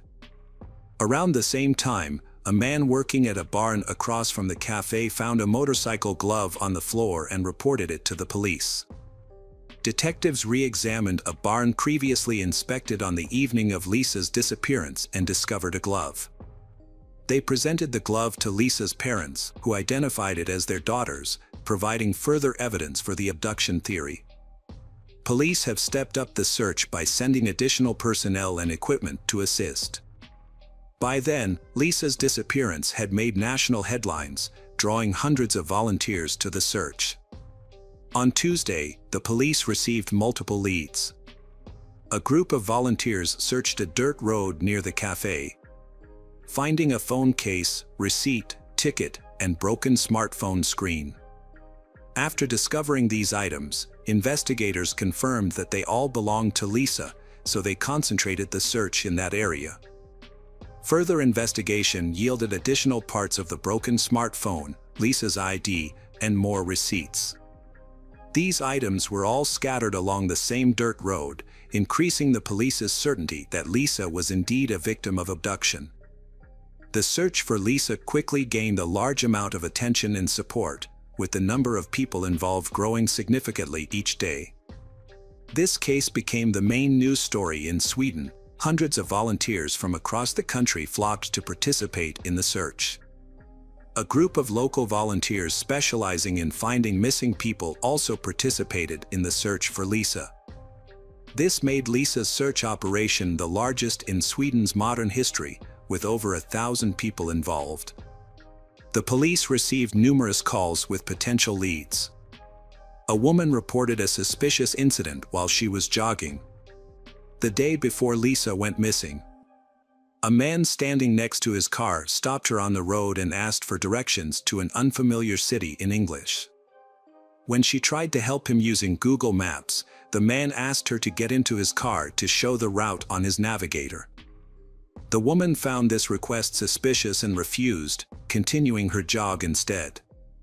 The woman shared a crucial detail with the police. She believed she had seen the man before, among the workers repairing a barn across the road from the cafe where Lisa was last seen. On the day Lisa went missing, her co-workers noticed something unusual. A witness saw two men standing across the road from the cafe, stared at the shop. Although the witness didn't think much of it at the time, but she shared this detail with the police after Lisa's disappearance. The following morning, Lisa's father and some friends searched the dirt road where her belongings were found. As they went further, they found Lisa's driver's license and house keys. It seemed that Lisa's abductor was throwing her belongings out of a vehicle. Despite all efforts, police and volunteers found no other clues in the area. That evening, a friend of Lisa's father was driving home from the search when he noticed that the police tape had been removed from the barn where Lisa's glove was found. He decided to re-examine the barn for clues. The friend retrieved a flashlight from his car as it was getting dark and searched the barn for several minutes. He soon spotted something shiny on the floor, which turned out to be a woman's earring, along with an identical earring nearby. The man reported his discovery to the police, who then showed the earrings to Lisa's parents. After confirming that the earrings belonged to their daughter, the police conducted a more thorough search of the storehouse.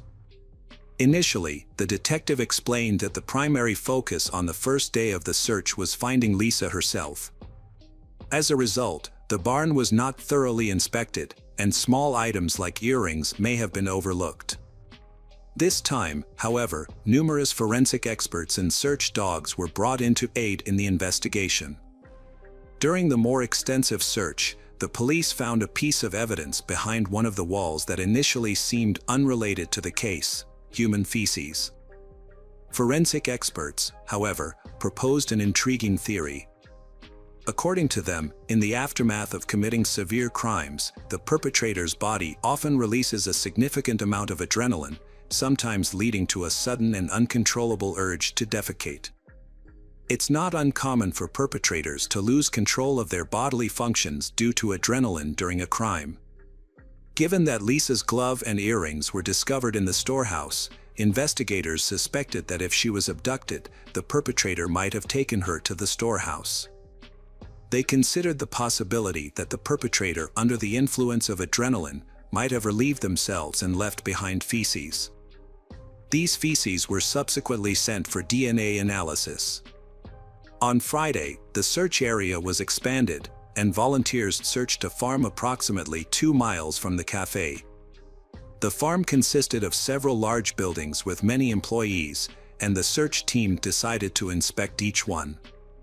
Shortly after their arrival, 2 men appeared, communicating only in English as they didn't speak Swedish.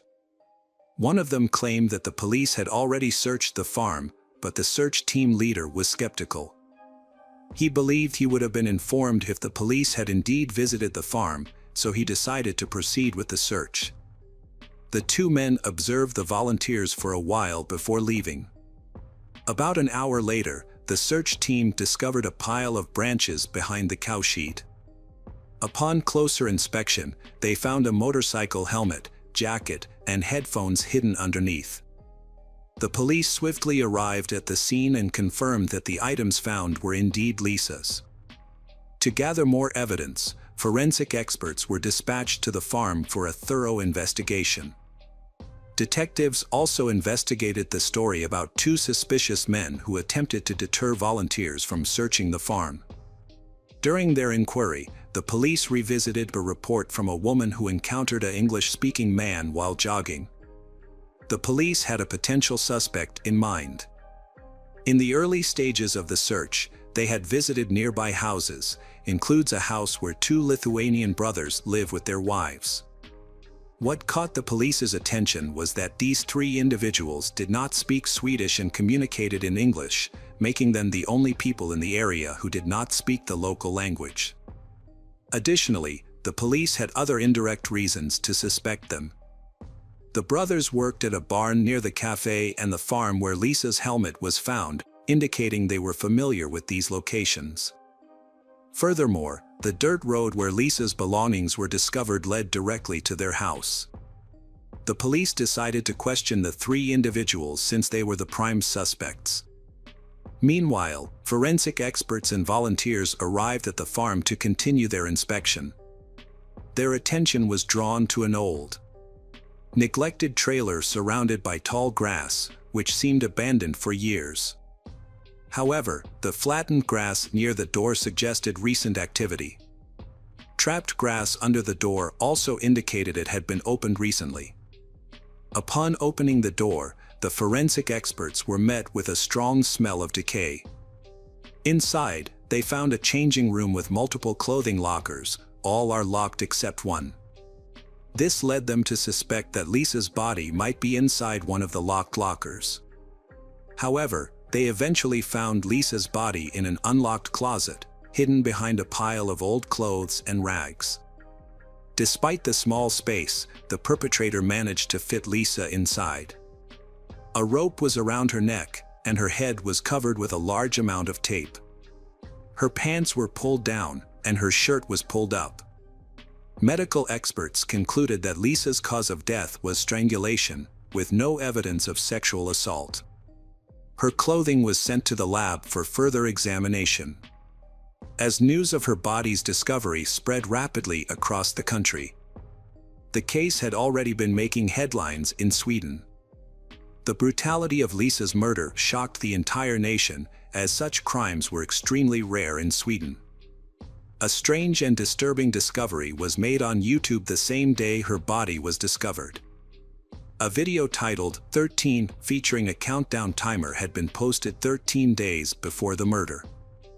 What makes this video scarier is that it was uploaded to a channel called Lisa Home. News of the video spread quickly through the media, leaving many people stunned by the series of coincidences. Some speculated that the murder had been predicted, but it was later revealed that the channel name and video title had been changed after Lisa's body was discovered, explaining the eerie coincidence. This has raised concerns that this could be a joke or an attempt to create another conspiracy theory. Meanwhile, the police worked day and night tirelessly to catch Lisa's murderer and solve the case as quickly as possible. At the time of the discovery, investigators had already questioned two brothers and a woman, all of whom denied any involvement in the murder. The three individuals claimed to have been at home at the time of the abduction, providing alibis for one another. According to their accounts, the older brother, Neregis, was asleep in his room while his wife was preparing dinner, and the younger brother was using the computer. Neregis also stated that around 8 p.m., he woke up and went to a gas station to buy pizza and cigarettes. The police were skeptical of their alibis, as it was possible that the three were covering for each other. DNA samples were collected, but initially, no evidence directly linked any of them to the murder. However, this was short-lived. Forensic experts were working diligently in the storehouse and on the farm, utilizing all available resources, and soon their efforts paid off. In the storehouse, a small office-like room was discovered with a large window overlooking the cafe. Upon investigation, experts found 15 semen stains on the walls and floor near the window, suggesting someone had been standing there, watching the cafe employees, including Lisa, and engaging in self-gratification. The semen samples were sent to the lab for analysis, and DNA profiles were quickly extracted. All 15 samples matched the DNA of 35-year-old Neregis. Additionally, the feces found in the storehouse also belonged to him. In the adjacent room, previously used for storing cow's milk, forensic experts noticed a pipe about 2 feet above the floor with a thick layer of dust, except for a small strip. The size of this strip matched the rope used to strangle Lisa. Blood was also found on the pipe, and DNA analysis confirmed it belonged to Neregis. On the floor beneath the pipe, a piece of the same rope was discovered. Experts analyzed it and found 2 DNA profiles, Lisa's and Neregis's. This discovery was an important clue for the police. This indicates that the rope used to kill Lisa was related to Neregis. A crucial piece of evidence was discovered in the room where Lisa's body was found, a hair belonging to her. Further investigation revealed DNA traces from Neregis on Lisa's jacket, leading the police to believe she was killed in that location. Police have been studying the evidence and using it to piece together what might have happened. Neregis had been watching the cafe for some time and waited for an opportunity to strike. When Lisa was alone in the parking lot, he approached her, possibly asking for directions or using another tactic to gain her trust. He may have then asked her to get into his car to enter the route into the GPS system. Given Lisa's kind nature and willingness to help others, it's likely she agreed to help him. Once she was in the car, Neregis taped her mouth shut and drove her to the storehouse. There, he bound her with a rope. According to medical experts, the killer's adrenaline rush at the scene may have caused him to lose control of his bodily functions, resulting in defecation on the floor. After Lisa's death, the perpetrator placed her body in the car and drove to the farm, discarding her belongings along the way. He then hid her body in the trailer locker, covering it with old clothes. The entire ordeal, from abduction to hiding the body, took the perpetrator less than an hour. Neregis maintains his innocence despite mounting evidence against him. His wife and younger brother were released due to lack of evidence and promptly returned to their home country, Lithuania. The trial preparations were intense, with Neregis claiming his DNA was found at the crime scene because he had worked in the storehouse for a long time. He also provided an alibi, which was corroborated by his wife and brother, although their credibility was questionable. This defense may work in court, but the finding of Neregis' DNA on Lisa's clothing suggests direct contact on the day of the murder. Furthermore, a witness reported seeing Neregis' car near the cafe around the time of Lisa's abduction, contradicting his alibi. The car was seen driving back and forth between the cafe and the farm, while Neregis claimed to have been sleeping at home, according to his brother and wife. Months after Lisa's body was discovered, experts continued to analyze the evidence using advanced equipment. They found Neregis' DNA on nearly all of Lisa's clothing, including her underwear. Given the high-profile nature of the case, investigators sought additional clues to solidify the evidence against Neregis. As part of their investigation, they traveled to Lithuania to re-question Neregis' wife and brother. Neregis' wife maintained her initial alibi, claiming he was at home between 6 o'clock and 8 p.m. However, when detectives spoke with Neregis' younger brother, they finally obtained the information they needed. After being presented with the evidence against Neregis and the details of the crime, the younger brother revealed that Neregis was not at home that evening. According to the younger brother, Neregis returned around 7:30 p.m., covered in dirt, and immediately washed his clothes. When the police began questioning the residents and approached their house, Neregis instructed his brother to tell police he was home at the time of the crime. Neregis later explained that he was afraid of being wrongly accused due to his immigrant status and lack of alibi during the abduction. The younger brother initially believed Narigis innocent, but after learning about the evidence, he realized this wasn't true. A month after murder, a large crowd attended Lisa's funeral, far exceeding the church's capacity of 130 people. To accommodate the mourners, organizers set up benches and large screens outside, allowing everyone to watch the ceremony. 4 months later, the trial began. Narigis' lawyer argued that his client's DNA on Lisa's clothing could be explained by his work in the storehouse. However, the prosecution countered that this explanation didn't hold up, especially regarding Lisa's underwear. The only plausible way Narigis' DNA could have ended up on her underwear was through direct contact. The lawyer failed to provide any evidence supporting Narigis' innocence.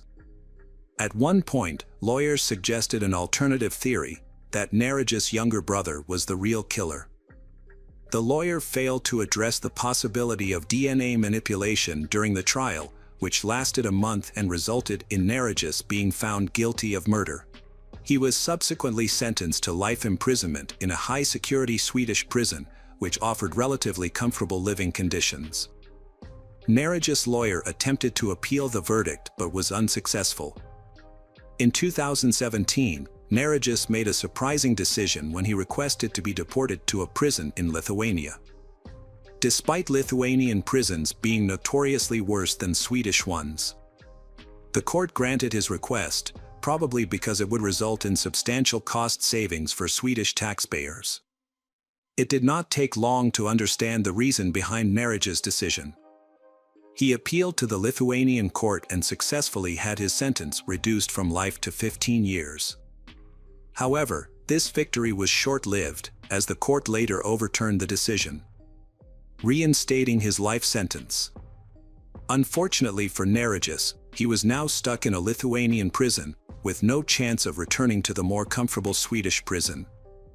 In August 2022, 5 years after his initial imprisonment, Narigis has been transferred to another prison in Lithuania, where he encountered another life-threatening situation.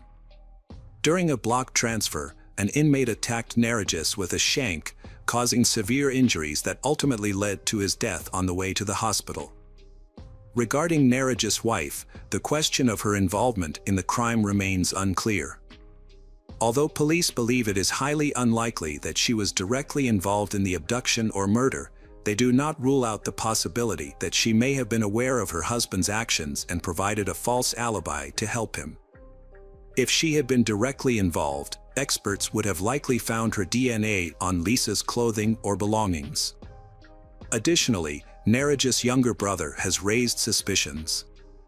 Cafe employees reported seeing 2 men, likely Narigis and his younger brother, standing near the barn and watching the employees. However, the younger brother's DNA was not found in the barn or on Lisa's clothing, making his involvement in the murder unlikely. It is possible that the brothers were indeed observing the employees and discussing inappropriate topics, but only Narigis ultimately committed the crime. Welcome back, detectives. Let's dive into another horrible case. The case of Victoria Nazirova. Olga Tsvyk, a 35-year-old Ukrainian immigrant eyelash artist, reported a robbery at her home. The incident occurred on September 2, 2016. Olga Tsvyk called the police after discovering that several valuables had been stolen from her bedroom.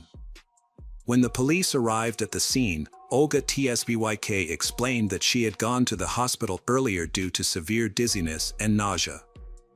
To investigate the circumstances surrounding the incident, the police conducted a detailed interview with Olga Tsvyk. During the interview, she recalled a recent unpleasant encounter with a client named Victoria Narova, who had come to her home to request urgent eyelash extensions. When Victoria came to Olga Tsvyk's home to request urgent eyelash extensions, Olga Tsvyk told Victoria that she only did eyelash extensions in the salon and did not take clients at home. However, explaining to Victoria was useless, and Olga Tsvyk had to agree to take her in. During the investigation, it was discovered that Victoria had come to Olga Tsvyk's apartment, bringing 3 slices of cheesecake from a famous local bakery. Victoria enjoyed 2 slices and insisted that Olga Tsbyk eat the 3rd slice. After drinking tea and eating the cheesecake, Olga Tsbyk began to feel unwell. After Victoria left, Olga Tsbyk suffered from severe nausea, eventually passing out for about 30 minutes. After regaining consciousness, Olga Tsbyk called an ambulance and was taken to the hospital by ambulance. However, medical tests found nothing unusual in her blood. When Olga Tsbyk returned home, she discovered that several valuables were missing and reported the theft to the police. The police found Olga Tsbyk listless and looking unwell. The police suspected that Olga Tsbyk was under the influence of drugs and had made up the story. Despite the police's suspicions, Olga Tsbyk maintained that she had not taken any medication, and Olga Tsbyk believed that the cheesecake she had eaten was the cause of her condition. Possibly poisoning. When searching the scene, police discovered a box of cookies from a local store in the trash, which Olga Tsbyk identified as the packaging for the cheesecake Victoria had brought. Police collected the remaining baking residue from the cheesecake, which was taken for in-room analysis to determine whether the cheesecake was the cause of Olga Tsbyk's health problems, but the forensic examination revealed nothing suspicious. Despite this, Olga Tsbyk insisted that the cheesecake was the cause of her condition.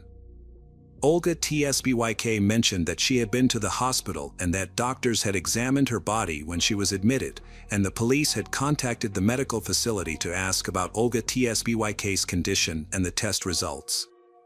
However, the doctors refused to provide information, citing patient confidentiality. The police considered this a reason not to believe Olga Tsbyk. The customer that Olga Tsbyk had told them about could not be found, so the case was adjourned. These details were told by a neighbor who the very next day noticed a suspicious woman at Olga's apartment. This woman came and went several times, hanging around the beauty master's apartment until she came face to face with her neighbor. The strange woman said that her friend Olga was sick and hurriedly left the house.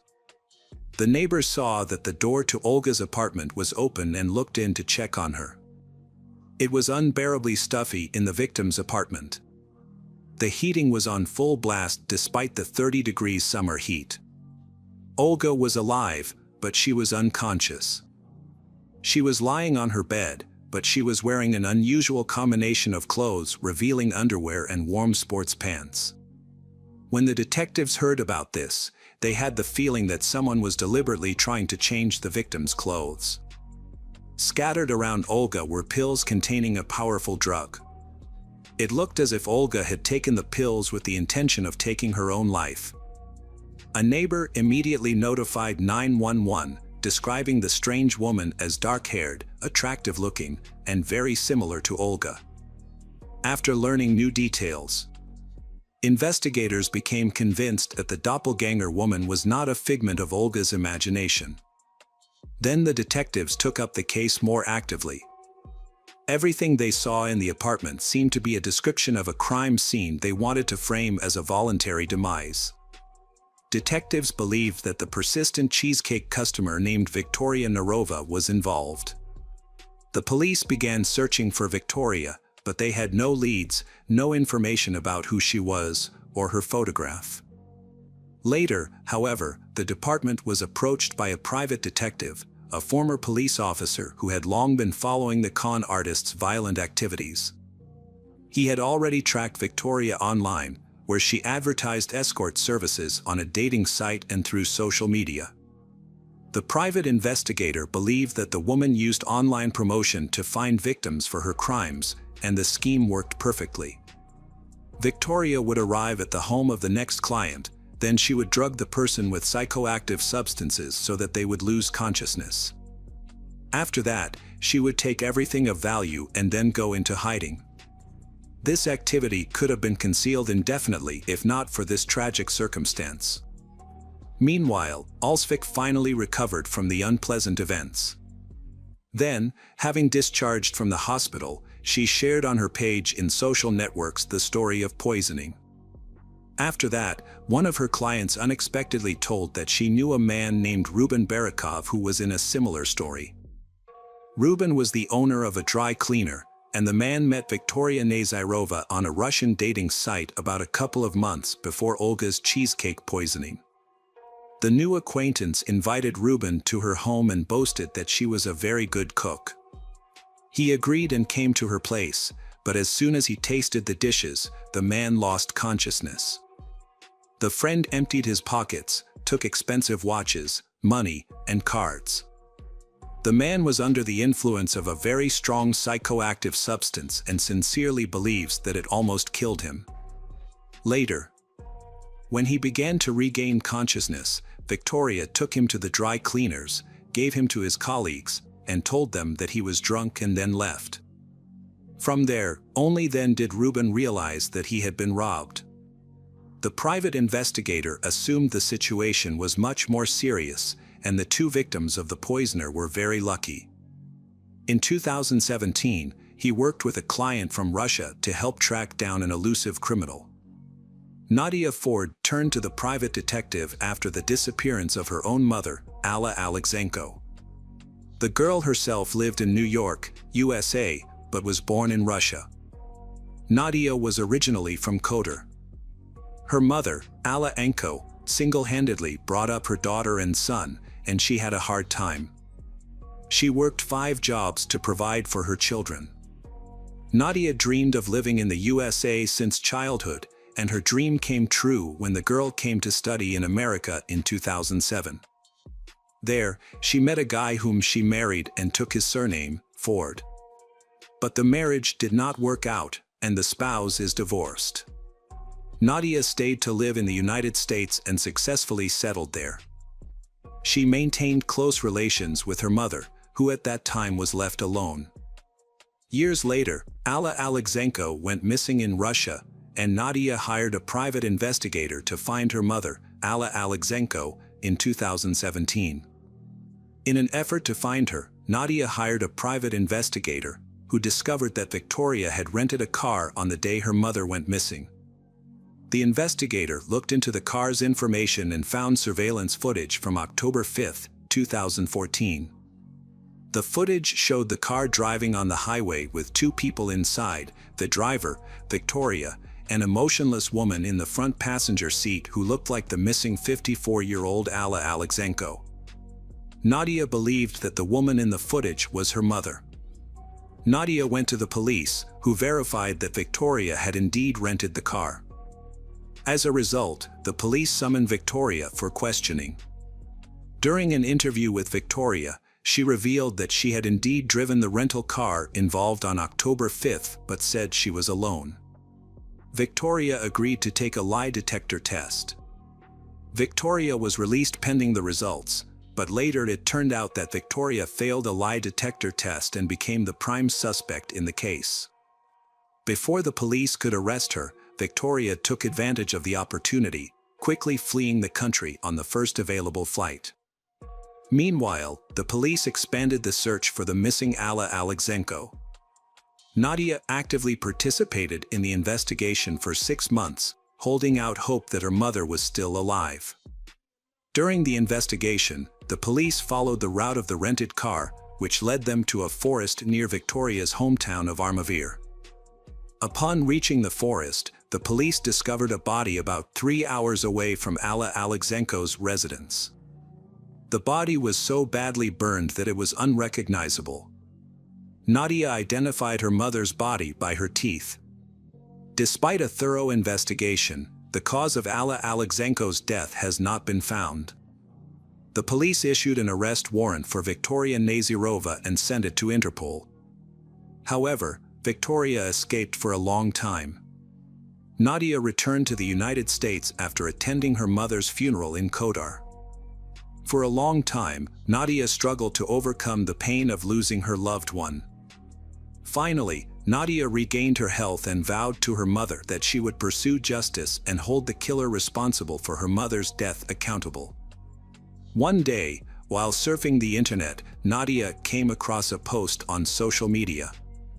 Victoria Nazirova, the prime suspect in her mother's death, was living a lavish life in Mexico, seemingly unconcerned about her wanted status. Nadia informed the U.S. police about Victoria's whereabouts and the police began an investigation. Nadia then hired a top U.S. private investigator to speed up the investigation. A wealthy friend of Nadia's paid for the detective services, as Nadia could not afford them. At the time, Nadia had been unemployed for months due to her search for her mother. The private investigator analyzed Victoria's social media photos, including recent posts by Victoria.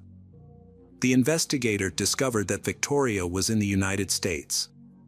In one selfie, the sunglasses reflected the dashboard of a car. After examining several models, the investigator identified the car as a Chrysler 300.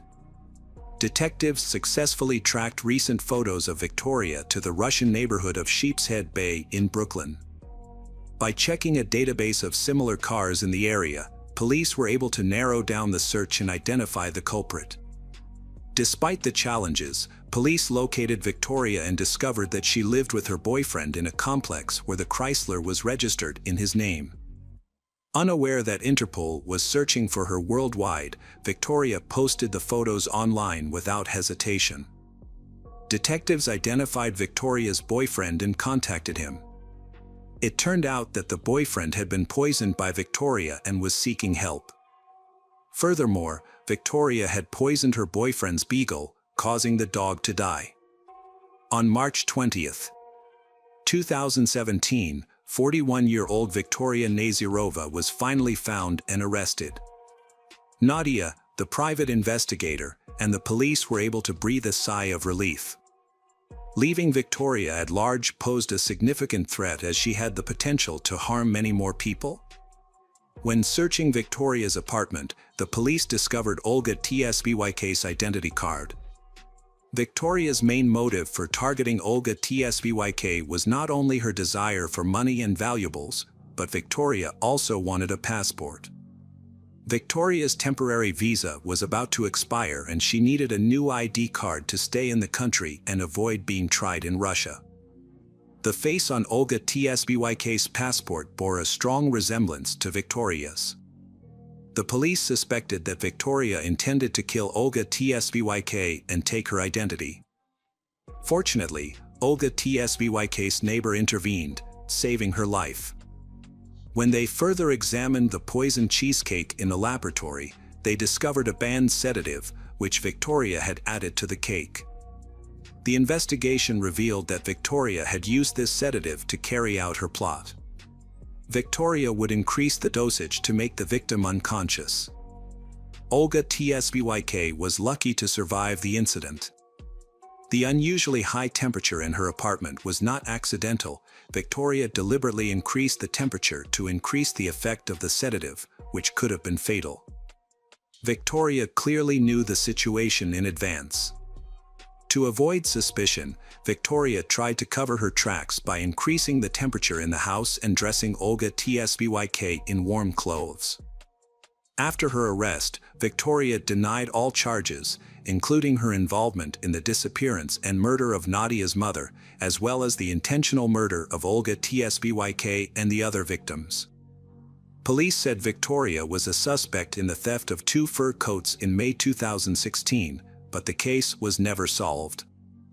After several other incidents, it emerged that Victoria had been involved in the thefts, meeting men online, going to their homes, giving them drugs and stealing from them.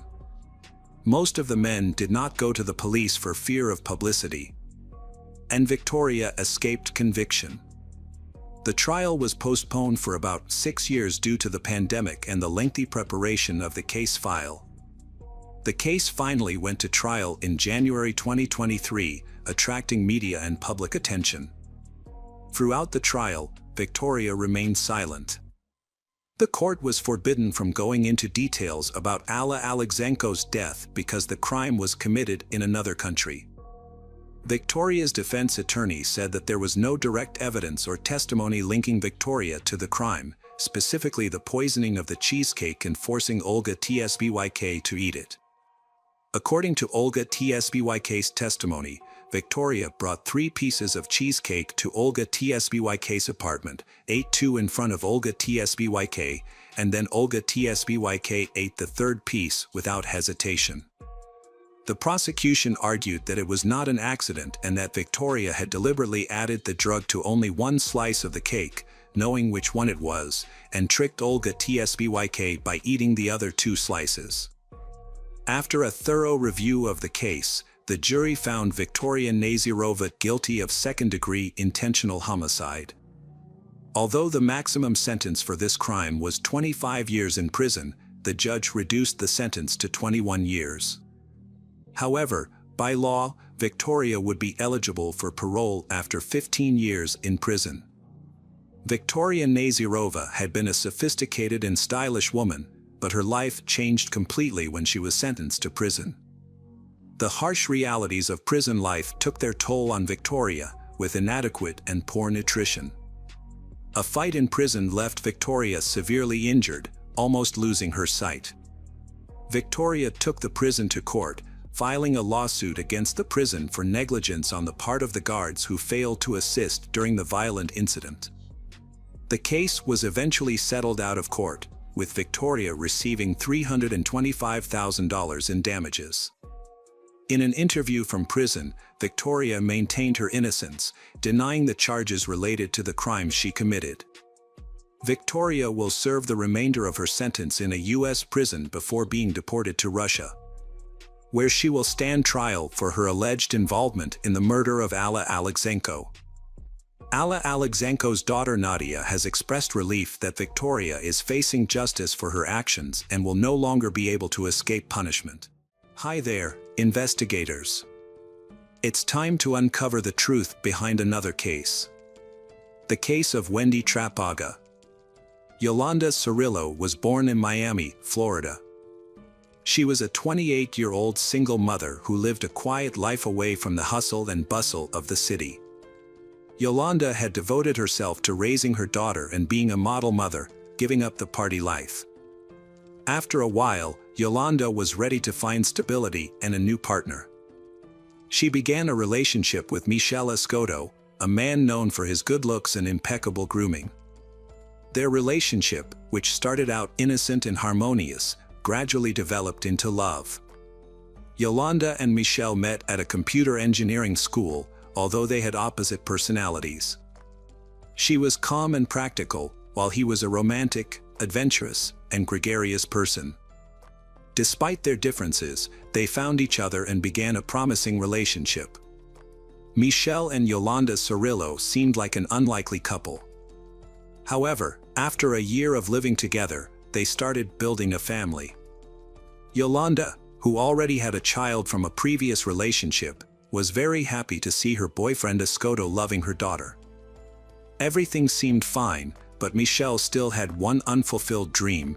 He wanted to build a successful career and start his own business. Yolanda fully supported Michel's dream because she knew that his success would ensure a stable future for her and her daughter. She also hoped that they would get married and start a family. Michel promised Yolanda that he would give them the dream life they both craved when he achieved financial success. When looking at the most lucrative industries in Miami, Michel realized that there was a great demand for cosmetic services. So he decided to delve into this field. With a basic knowledge of hairdressing, he wanted to learn more about business to open his own salon. His goal was to create a space that was welcoming to everyone. Michel found a beauty school near where he lived and enrolled in February 2002. While studying at this school, Michel found himself different because he was one of the few men in the beauty industry, while he was surrounded by young, dynamic women. These women were very interested in Michel because he was charming and easily won their hearts. This made him popular among the female students.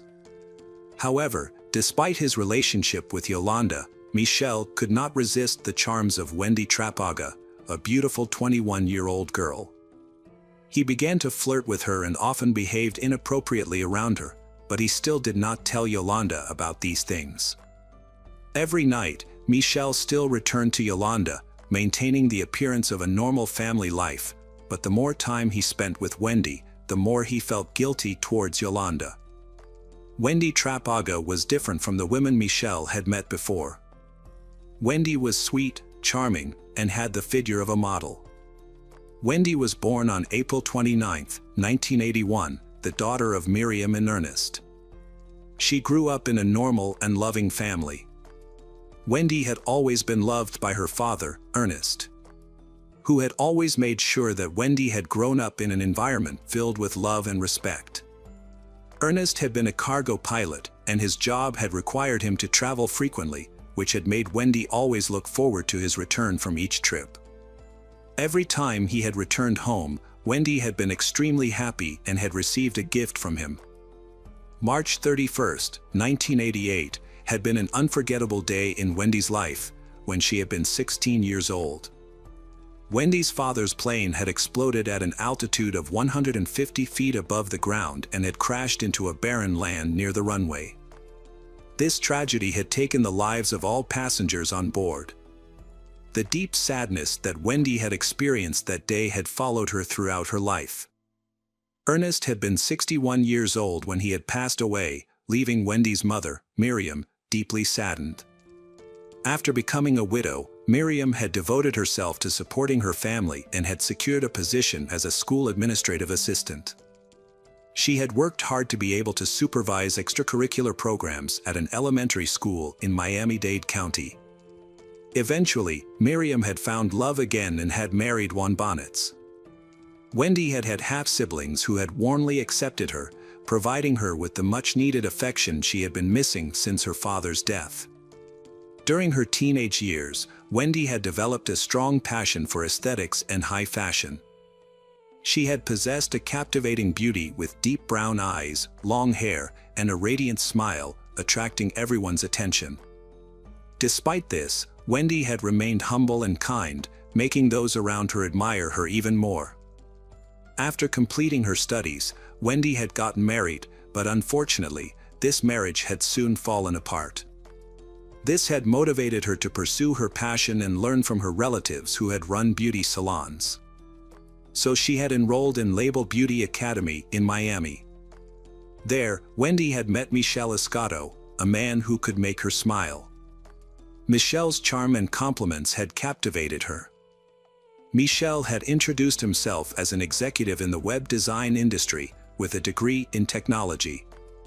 Perhaps the loss of her father at an early age had made Wendy more sympathetic to older men, considering them safe.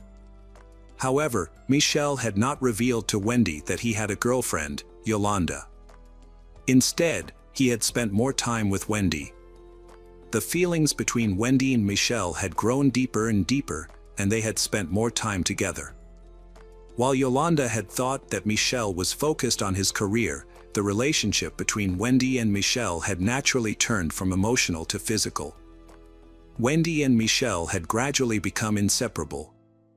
However, Yolanda had felt confused by the changes in her relationship with Michel, even though they had been together for more than 2 years. She had not known that Michel often met other women, one of whom had even sponsored his studies. Initially, Michel had only seen Wendy as a friend, but over time, he had begun to feel deeper feelings for her. He had appreciated the freedom and lack of pressure in his relationship with Wendy. However, Michel had always kept his relationship with Wendy a secret. Even though Michel and Wendy had been entering their second month of a romantic relationship, Michel had hidden it from everyone, which had made Wendy feel confused. Yolanda had also felt that Michel seemed to be growing more distant and their relationship had started to feel more like best friends than lovers. Yolanda had become suspicious of Michel's schedule, and the silence had made the two of them grow more distant. Michel had eventually decided to end his relationship with Yolanda because he had fallen in love with Wendy. In August 2002, Michel and Yolanda had had an argument, and to express his dissatisfaction, Michel had packed his things and left. Yolanda could not believe it. Yolanda had dreamed of a future with Michel, but he had left without giving any explanation. Yolanda had tried to understand her shortcomings and the reason behind his departure. Yolanda had kept calling Michel, but he had not answered. Eventually, Yolanda had deciphered his voicemail password and had discovered messages revealing that he had moved in with another woman named Wendy. Yolanda was shocked to learn of Michel and Wendy's relationship and was furious. Michel and Wendy had moved into a modest apartment in Miami. Unexpectedly, in that small space, the two began a life filled with dreams and satisfaction. Although some of Wendy's family objected to her decision to live with Michel, Wendy's mother, Miriam, was concerned that Michel was almost a decade older than Wendy and, on top of that, he was still unemployed. She wondered if Wendy and Michel had ever shared their jobs or incomes. She was also extremely surprised to find that their house was almost bare, to the point that Wendy and Michel had to sleep on the floor. The most important thing to her was Wendy's happiness. While Wendy was always careful about her finances and kept a tight budget, Michel, on the other hand, was wasteful and unclear about how he earned his money. Miriam simply thought that Michel made money through IT to explain her doubts. Because there were so many questions about Michel, Miriam, and her daughter. Wendy disagreed about Wendy's marriage. Miriam did not agree with Wendy's hasty decision to get married. Ignoring her mother's advice, Wendy and Michel decided to go ahead with the wedding. They planned to hold a wedding ceremony at the City Hall in October 2002, with a simple legal procedure and a not-so-complicated wedding ceremony. When Miriam asked why they got married so quickly, Wendy revealed that she was pregnant. On October 10, 2002, Wendy and Michel exchanged vows at the Miami Beach City Hall. They then planned a simple honeymoon in Key West, Florida. Michel and Wendy left on Friday, October 11th, planning to return Sunday evening. Their two-day adventure in Key West was filled with fun times. However, on Sunday, Michel and Wendy were reluctant to let their short vacation end. Michel had booked a luxurious suite in a prestigious, romantic hotel. Wendy was thrilled to have their honeymoon extended unexpectedly. Wendy informed her mother of the decision to extend their stay. Wendy's mother, Miriam, was also delighted to hear the news. Although she was concerned about Wendy's health due to her pregnancy, Miriam was happy for her daughter's happiness. Michel and Wendy envisioned a romantic evening that included dining out, perhaps watching a movie, or dancing the night away at a nightclub. Michel and Wendy arrived at the hotel close to midnight and spent some time alone together in their room. Little did they know that this would be Wendy's last night on Earth. At around 5:30 a.m. on Monday, Miriam was awakened by a surprise phone call. When she looked at the clock, she felt anxious about such an early call. Miriam picked up the phone feeling even more nervous. It was Michel on the other end of the line, asking her if Wendy was with her and speaking in a cryptic tone. Michel explained that they had gone out drinking the night before and Wendy had wanted to stay even though he had been worried about their unborn child. This had led to their first argument in the car on the way home. He had gone back to the apartment alone while leaving her outside. When he had checked back after 5 to 10 minutes, she had disappeared. All attempts to contact her by phone had failed. After her conversation with Michel, Miriam had agreed to give Wendy some space even though she was extremely worried about where Wendy might be at the moment. She had tried not to panic, but she had known that Wendy did not act that way. At 6 a.m., a sanitation worker walking his routine route through a commercial warehouse complex in the Northwest Dade area had contacted Miami police after noticing something unusual in the parking lot between two cars. As he had gotten closer, he had come across a woman wearing a blue evening gown lying face down in a pool of blood. Forensic experts had been stunned when they had arrived at the scene and had seen blood splattered on a nearby vehicle. An autopsy later revealed that the woman had been struck multiple times with a heavy object, leaving her body disfigured beyond recognition. Although no weapon had been found at the scene, the deceased had been quickly identified as Wendy Trapaga thanks to a driver's license and a wallet containing identifying items found next to her. When Miriam had received the devastating news of her daughter's death, she had been plunged into a deep depression. Tears streaming down her face, Miriam, who had lost her husband, now had to deal with the sudden loss of her daughter. As the detectives had worked to determine the cause of Wendy's death, Miriam had received a call from Wendy's husband, Michel, asking for any updates on Wendy. Miriam had been speechless and had struggled to convey to Michel that Wendy was no longer alive. A detective had intervened, taking over the call to inform Michel that they would be visiting his home to discuss the matter in detail. Michel had been completely stunned and unable to speak. The police had taken Michel to the police station to gather more information. During a 14-hour interrogation, Michel had recounted the events of the evening leading up to Wendy's tragic death. As they had left the hotel and driven home around 3 a.m., Michel and Wendy had gotten into an argument over drinking. During the argument, Wendy had unexpectedly admitted to Michel that she was not pregnant, which had added to the tension of the argument. As they had approached their apartment, Michel had decided to go inside to give them both time to calm down, leaving Wendy in the car. That had been the last time he had seen Wendy. The autopsy report later revealed that Wendy had died from being repeatedly beaten with a blunt object, causing 15 to 20 severe injuries to her face and neck. Her face had been unrecognizable due to the injuries. There had also been signs of strangulation. Investigators had also found strange DNA on Wendy's dress. A physical examination had revealed that Wendy had had alcohol and sedatives in her system. Her estimated time of death had been between 3 and 5 a.m. on October 14th. Some strange points had also been discovered.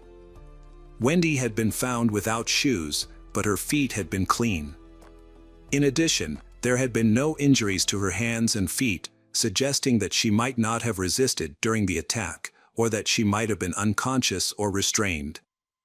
The medical examiner had also confirmed that Wendy had not been pregnant at the time of her death, raising further questions about the reason behind her lie. Authorities had found a new lead. They had discovered that Michel had made a phone call at 3:15 a.m. the day his wife had died. Detectives followed up on a crucial lead and discovered that Michel's last call had been made to his ex-girlfriend, Yolanda. When informed of Wendy's death, Yolanda shared her love story with the police. She admitted to having had deep feelings for Michel and was heartbroken by his sudden passing.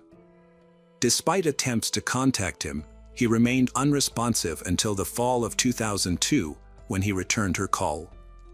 When questioned, Michel admitted to having had an affair with another woman, but maintained that he had no feelings for Wendy. He said that he still loved Yolanda and hoped to reunite with her. Yolanda, who still loved Michel, trusted him again and hoped that this would rekindle their romance. However, Michel continued to live a double life. The investigation was hampered by the lack of solid evidence, including DNA, fingerprints, surveillance camera footage, or even a murder weapon. All they had were unsubstantiated statements. About 2 months after Wendy's death, Michel re-emerged as a prime suspect in the case. After being caught planning to cash in Wendy's life insurance policy, questions were raised about the true motives of Michel, who was the primary beneficiary of the policy. After this discovery, detectives suspected that Michel had a strong financial motive, seeing as the insurance policy was worth $1 million. The investigation team continued to pursue this theory. On the other hand, an unexpected aspect of Michel's personal history was revealed during the investigation. Michel had previously been arrested and charged with armed robbery. He was also charged with unlawful possession of a firearm and possession of drugs. 3 years after Wendy's death, detectives decided to interview Yolanda again, suspecting that she had more information than she had previously disclosed. After Wendy's death, Michel and Yolanda reunited and moved in together, but their life together was not a happy one. When Yolanda was brought in for questioning, law enforcement officers presented evidence that Yolanda had been the one who had funded Michelle and Wendy's vacation after they had married. The police forced Yolanda to reveal the truth by warning her of the consequences of lying. Yolanda gradually opened up to the police. According to her testimony, when Yolanda and Michelle resumed their relationship in the fall, Michelle told her that he had to marry Wendy because Wendy was pregnant. However, in reality, Michelle was indifferent to Wendy and planned to get rid of her to get the $1 million insurance money. Michelle and Yolanda's ultimate plan was to kill Wendy and take her huge insurance money. Yolanda was blinded by her love for Michelle and decided to go along with Michelle's plan. The only thing she cared about was that Michelle would reunite with her. According to the following testimony, after failing to get rid of Wendy during the holiday, Michelle decided to take drastic action. Michelle had laced Wendy's drink with a sedative in their hotel room. When Wendy began to fall asleep, Michelle took her outside and put her in the car. In the middle of the night, Michelle went to Yolanda's house and asked her to let him use her car. Michelle then went to a parking lot far from the residential area in Northwest Dade and asked Yolanda to stay in the car for a while. Yolanda then witnessed Michelle returning to her car with blood on his hands and a crowbar. They continued to Biscayne Bay, where Michelle removed the murder weapon and washed away the evidence of the crime. Yolanda then drove Michelle back to the residence she shared with Wendy, where Michelle disposed of his bloody clothes. However, Yolanda's testimony may have been unreliable. Yolanda may have been more directly involved in the murder of Michelle's wife. If Michelle had not used the crowbar to kill his wife, it was possible that Yolanda herself was responsible for the brutality and disfigurement of Wendy's body. Unfortunately, the truth of this case may have remained unknown due to Yolanda's immunity agreement that protected her from arrest or prosecution. This was used by Michelle's attorney to place the blame entirely on Yolanda in order to protect his client. However, after deliberating for just 2.5 hours, the jury convicted Michelle Escoto of first-degree murder and sentenced him to life in prison without parole. While Wendy's family finally felt that justice had been served after years of waiting, they were not entirely satisfied that Yolanda Cirillo would continue to walk free. Hello again, true crime fans. We've got another mysterious case to explore. The case of Kirsten Hatfield.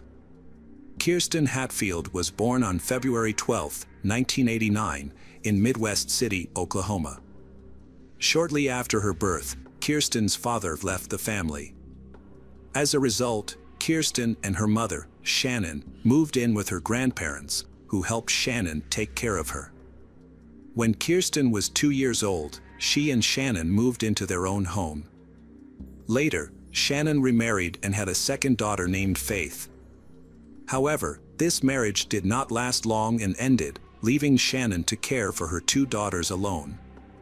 Despite her young age, Kirsten had to help her mother take care of her younger sister.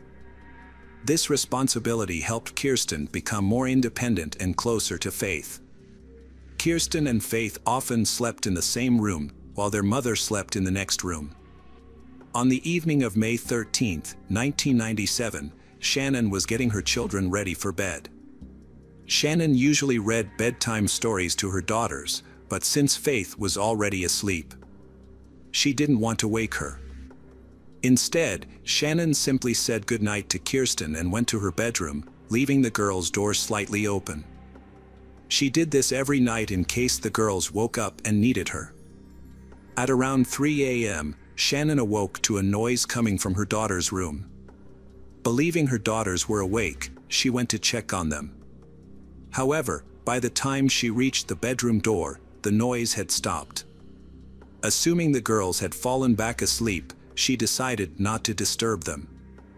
But before she returned to her room, she noticed something strange. The girls' door was completely closed, even though she usually left it slightly open. She wondered if Kirsten or Faith might have closed the door, or if she had forgotten to leave it open. Shannon approached the door, opened it slightly, but did not go in, then returned to sleep.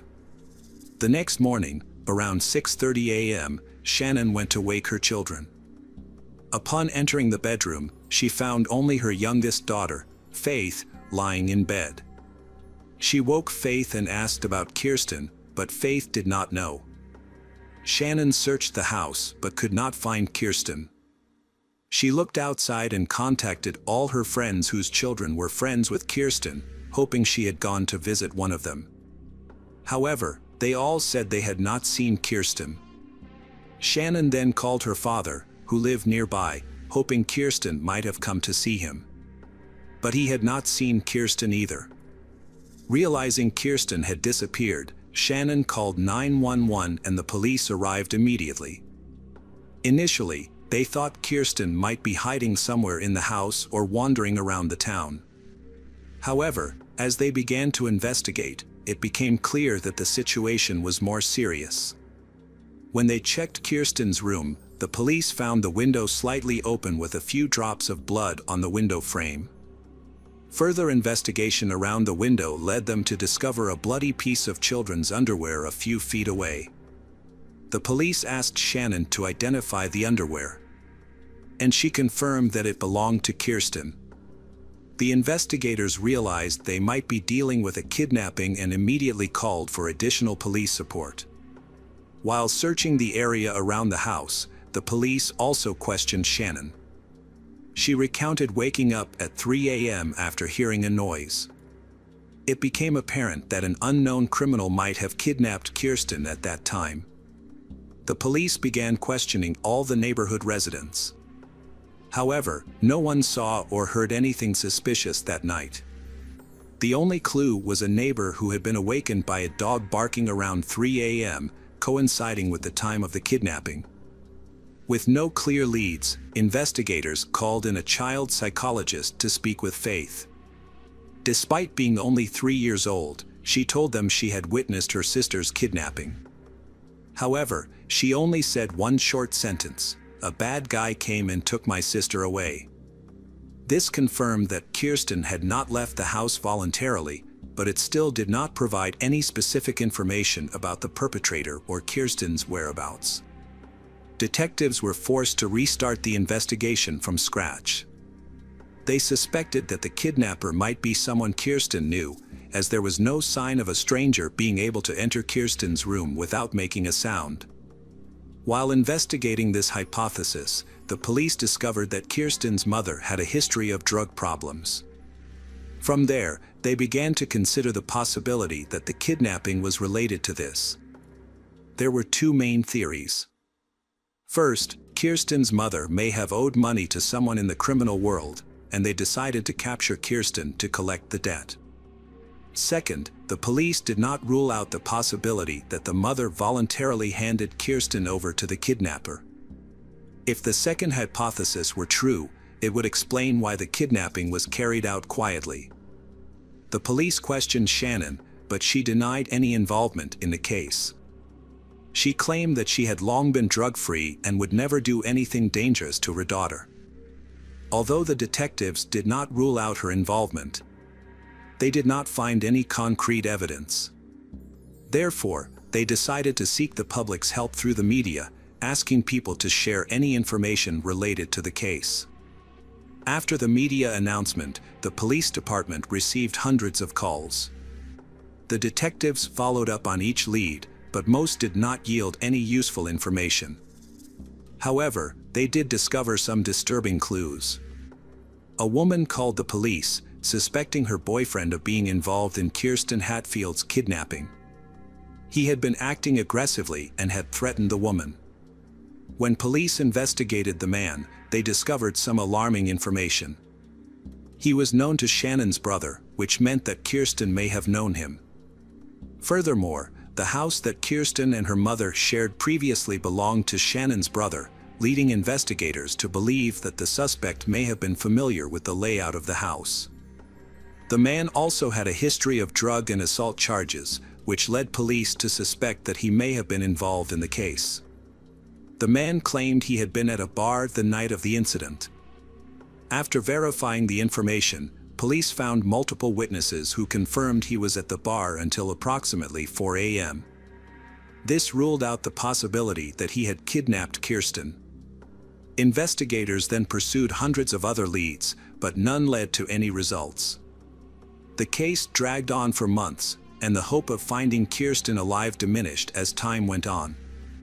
Kirsten's mother, Shannon, could not simply sit around and do nothing. From the very beginning, she made every effort to find her daughter. She gave interviews to local media, distributed flyers about Kirsten, and even investigated suspects herself. However, Shannon faced many challenges in her quest to find the truth. For example, she contacted local businesses to ask them to distribute flyers about Kirsten in their offices, stores, and facilities. Many businesses refused, saying it was not in line with company policy. Shannon tried to arrange a meeting with the state governor but was unsuccessful. She also set up a small center to attract volunteers to help with Kirsten's case. The center focused on distributing flyers and communicating with the media. However, Shannon encountered some difficult problems, including volunteers stealing money and using the media to gain attention. Nevertheless, she persisted and did not give up in her search for the truth. After years of trying, Shannon realized that her current approach was not working. So she decided to change direction. She enrolled in college, earned a degree in criminology, and became a probation officer. Her goal was not only to find her daughter's kidnapper but also to protect the community from criminals who could pose a threat. She believed that Kirsten's kidnapper may have had other criminal records and wanted to prevent them from committing further crimes. While investigating her daughter's disappearance, Shannon delved into the history of violence in the town and surrounding areas to find any connection to the abduction. However, all her efforts yielded no positive results. Shannon was faced with the fact that Kirsten might not be alive anymore and that she might never be able to bring her back. Despite this, she never gave up on finding answers. The police reopened the case several times to look into new leads, but to no avail. They worked with the FBI to create a physical sketch of Kirsten years after the abduction. However, no one thought Kirsten was still alive, but without any remains, they could not confirm this with certainty. The case seemed to have stalled for years until a major breakthrough in 2014. A woman contacted the police with a strange story. While sorting through her grandmother's inheritance, the woman found a diary. The diary revealed that the woman's son had confessed to killing Kirsten Hatfield. The story contained enough detail that detectives were convinced it was true. According to the diary, the man kidnapped Kirsten from her bedroom and took her to a house he owned in a nearby town. There, he brutally abused Kirsten and murdered her. The process was recorded in many pages of the diary, which sent shivers down the spines of even experienced investigators. The diary also revealed that the entire incident was videotaped. When the police questioned the woman's son, they expected him to deny any involvement in the crime. However, his words surprised them. He claimed to have no involvement in the crime but knew who the killer was because Kirsten had been murdered in his ex-girlfriend's house. This left the police baffled, and they had to ask him for the address of the house. Detectives quickly obtained a warrant and sent a team to thoroughly inspect the house. They began by spraying luminol, a substance that glows when it comes into contact with the smallest traces of blood, even if the blood has been wiped from the crime scene.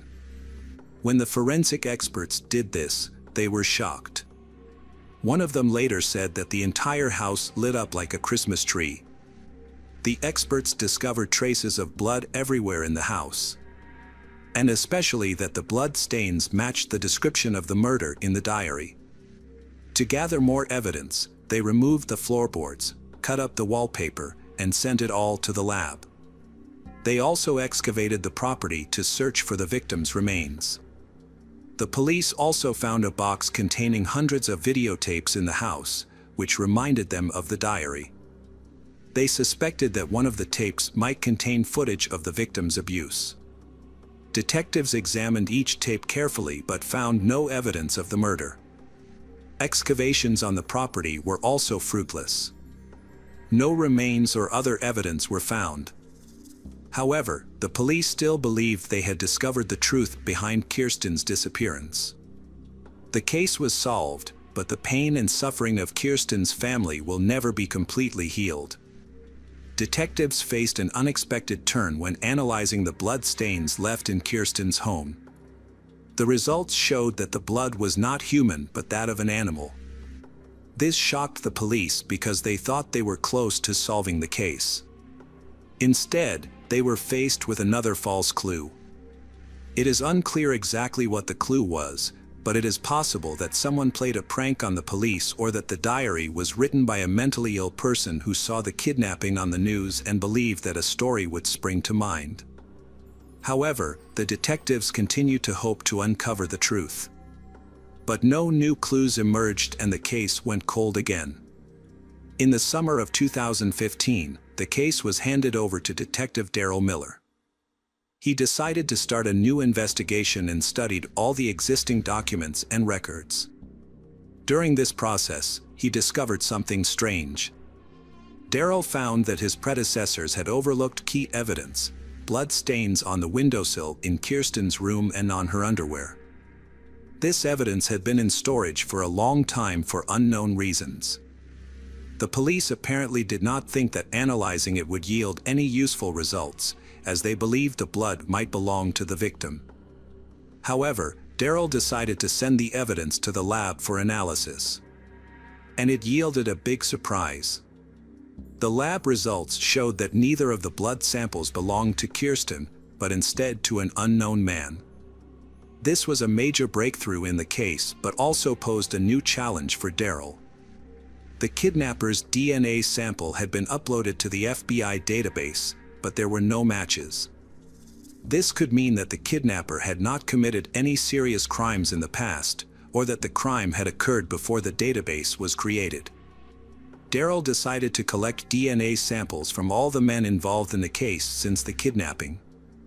The police made a list, located each person, and sent their DNA to the lab. Surprisingly, each individual was willing to provide a DNA sample immediately. This led investigators to suspect that the killer might not be on the list of suspects. Daryl waited patiently for the results, and eventually, he received a call from the lab. Experts analyzed a sample and found that it was an exact match to the blood on the windowsill and on the victim's underwear. This person was Anthony Palma, a 56-year-old neighbor of the Hatfield family. Anthony was one of the first people the police spoke to after the kidnapping. At the time, he said he had been awakened at 3 a.m. by the sound of a dog barking. Now, after confirming his involvement, detectives decided to question him again. Although the DNA evidence was sufficient to convict him, investigators still wanted him to confess. This would expedite the trial and help them find Kirsten's remains. Since he was the only one who knew where the remains were, locating them would be difficult without his cooperation. The detectives took a cautious approach. They brought Anthony in for questioning, saying it was merely a formality to gather new information. In fact, they wanted him to admit whether he had ever been to the Hatfields' house. When asked if he remembered anything else from that night, Anthony told the same story he had told 18 years earlier, but this time he added a new detail.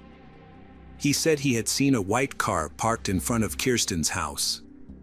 But he didn't pay much attention to it. Next, the police wanted to know more about his relationship with Kirsten and her family. Anthony explained that although he lived next door, he had never spoken to Kirsten directly. He stated he was close to other kids in the neighborhood and that they would occasionally come by for candy or help repairing their bikes. The police then continued to question Anthony, asking if he had ever been to Kirsten's house, whether to help the family or just to chat.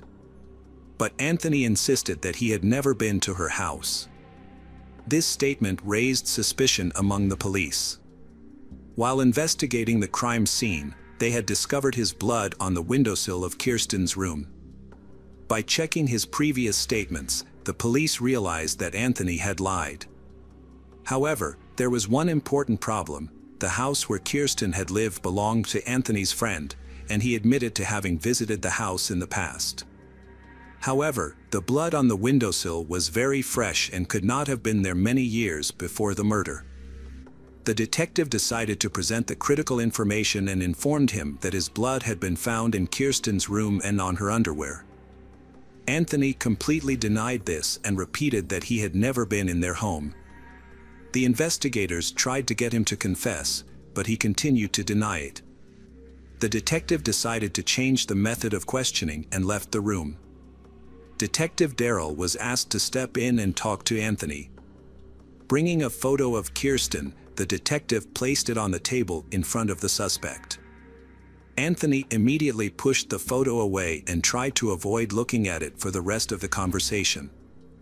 Darrell asked Anthony a variety of questions, hoping that he would make a mistake and confess to the crime. However, Anthony continued to deny everything. Realizing that they would not be able to extract a confession, the police decided to end the interrogation and arrest him. They then obtained a search warrant for the house and excavated the surrounding area but found no trace of Kirsten's remains or any other evidence. During the trial, Anthony consistently denied his involvement. However, DNA analysis revealed the truth in court. Additional details emerged, showing that the police had overlooked some important information during the initial investigation. Anthony had a criminal record, including breaking into another girl's bedroom and assaulting her. He had also been incarcerated in the 1980s for an assault involving a weapon. This information further highlighted Anthony's dangerous criminal status.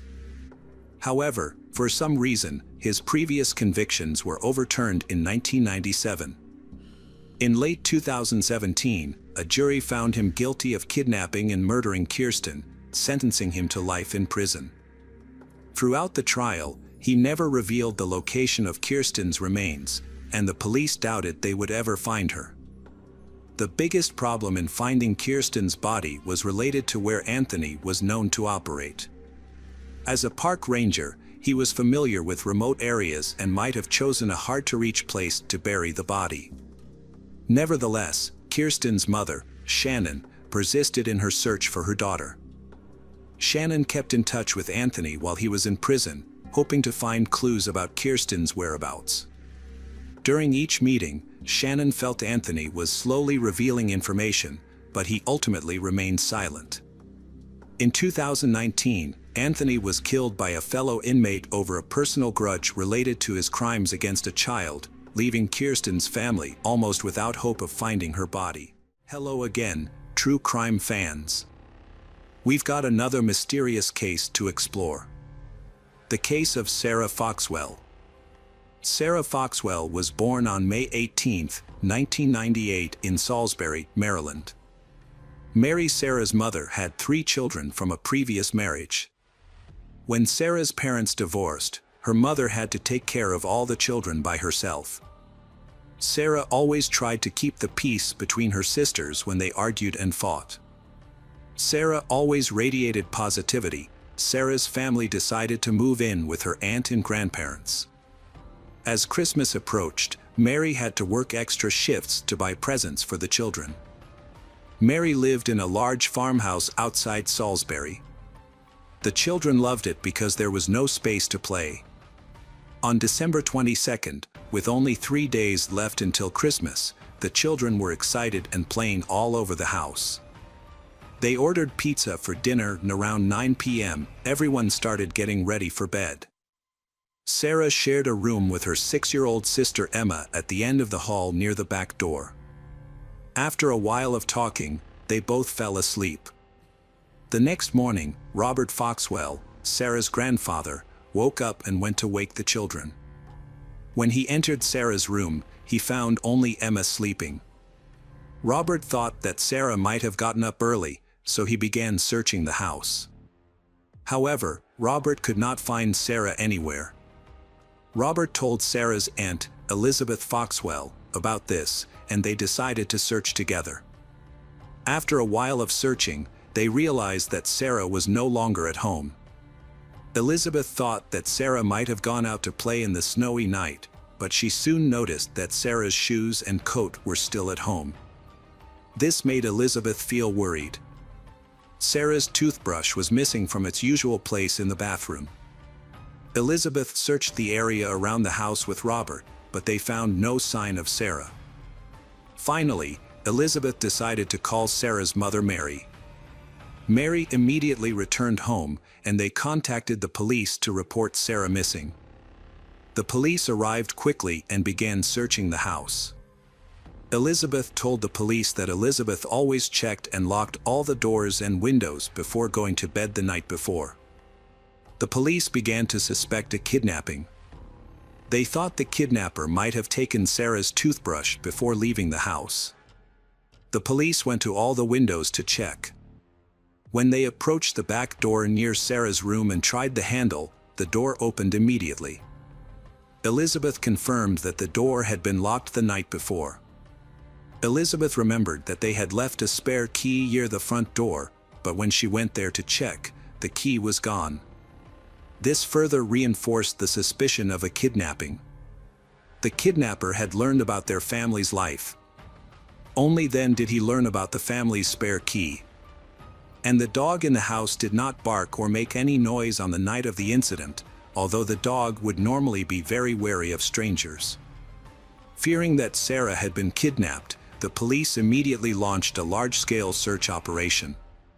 News of Sarah's disappearance quickly spread throughout the community, and many local residents contacted the police to offer help. The police chief appealed to the community through the media, asking people to check their properties for any suspicious signs. To search for Sarah, the police mobilized dozens of officers from the local police department and received support from police from neighboring towns and other states. The common goal of everyone was to find Sarah alive. Since the criminal had taken her toothbrush, this could be considered keeping her alive, so the police mobilized all resources to participate in this search. Outside the house, the police found the first traces of the kidnapper. There were fresh tire tracks in the snow, indicating that the kidnapper had used a car. Since all of Sarah's warm clothes were left at the scene, it was clear that the kidnapper could not have taken her on foot. Sarah's relatives were taken to the police station to give statements. While at the police station, Sarah's sister, Emma, revealed an important piece of information. She recalled that she had woken up on the night of the incident because she heard a man talking to Sarah. Not understanding what was going on, Emma pretended to be asleep, but she watched the man leave the room with Sarah. Emma's account also revealed that Emma recognized the man. This man was Mr. Thomas, a familiar face known to family members. Thomas Leggs, 30, was the ex-boyfriend Elizabeth. Although the couple had separated several months earlier, Thomas was also well known to the police due to his extensive criminal record. Thomas was first sentenced to prison at the age of 18 for assaulting a 12-year-old girl, serving a 4-year sentence but released early after a few months. He was then sentenced to 7 years for assaulting another girl but was released early after only 6 months. Thomas was then sentenced to 6 months for another assault. In short, Thomas had a history of abusing girls and women. After Thomas's wife returned home from the hospital with their newborn daughter, he attempted to assault another girl on the same day. His wife later divorced him and obtained a restraining order against Thomas because he had threatened to kill both her and their daughter. Another incident occurred when a woman and her young daughter moved into the street where Thomas lived. One day, the young daughter and her friends were playing in the yard. Thomas approached the two children. He said that he had been watching the two girls playing in the yard and called them wild girls. Thomas then picked up a stick and began to hit the two children on the buttocks. The girl ran inside and told her mother what had happened. The mother saw Thomas through the window and realized that she had seen his face before moving into the house. She checked the sex offender registry in the area and had a photo of Thomas. The mother identified Thomas as the attacker. She reported Thomas to the police, but although the case went to court, he avoided any punishment for his actions. before the trial began. The woman was asked not to mention that Thomas had been convicted of sexual assault and was on the sex offenders register, as it could lead to an unfair verdict for Thomas. In another incident, just months before Sarah's disappearance, Thomas was arrested for suspicious behavior. He had sneaked into a 24-year-old woman's bedroom in the middle of the night, undressed, and masturbated next to her bed. After his arrest, Thomas was released on bail. Initially, he successfully kept his criminal record from Sarah's aunt, Elizabeth, but she eventually found out. However, Thomas was able to convince Elizabeth that all the accusations were false. The police suspected that Thomas was behind Sarah's abduction for the following reasons. Sarah's relatives also said that while Thomas was dating Elizabeth, he spent significantly more time with Sarah than with the other children in the family. This was not considered suspicious at the time, but after Sarah went missing, it became concerning. The police wanted to question Thomas. So they went to his house, where they took him in for questioning and also obtained a search warrant for the shed. Inside the shed, the police found messy and appalling living conditions, but did not find any evidence linking them to Sarah's disappearance. Police discovered a large collection of adult magazines and DVDs in Thomas's storage room. During questioning, Thomas repeatedly denied any involvement in Sarah's disappearance. Thomas said he tried to avoid being alone with children while dating Elizabeth. When asked about Emma seeing him on the night of the abduction, Thomas claimed that Emma often made up stories and that he was not there. Thomas showed a lack of seriousness when it came to Sarah's disappearance, constantly smiling, mocking the sheriff during questioning. Thomas also claimed that he had an alibi, saying that he had been at the bar with his friends until late at night. Police quickly investigated Thomas's alibi. Had someone who had seen him at the bar. However, he left the bar around 1 a.m. and did not reappear until around 7 a.m. When police checked Thomas's phone, they discovered that he had texted several women that night asking them out on dates, all of whom he rejected. Although the search for Sarah was difficult, one reason the police continued to search was the hope that Sarah was still alive. So when the police searched Thomas's pickup truck, they found Sarah's green toothbrush and a large stick of gum.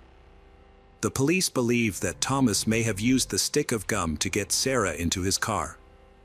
The tire tracks on Thomas's car matched the tire tracks left in the snow in front of Sarah's house the night she went missing.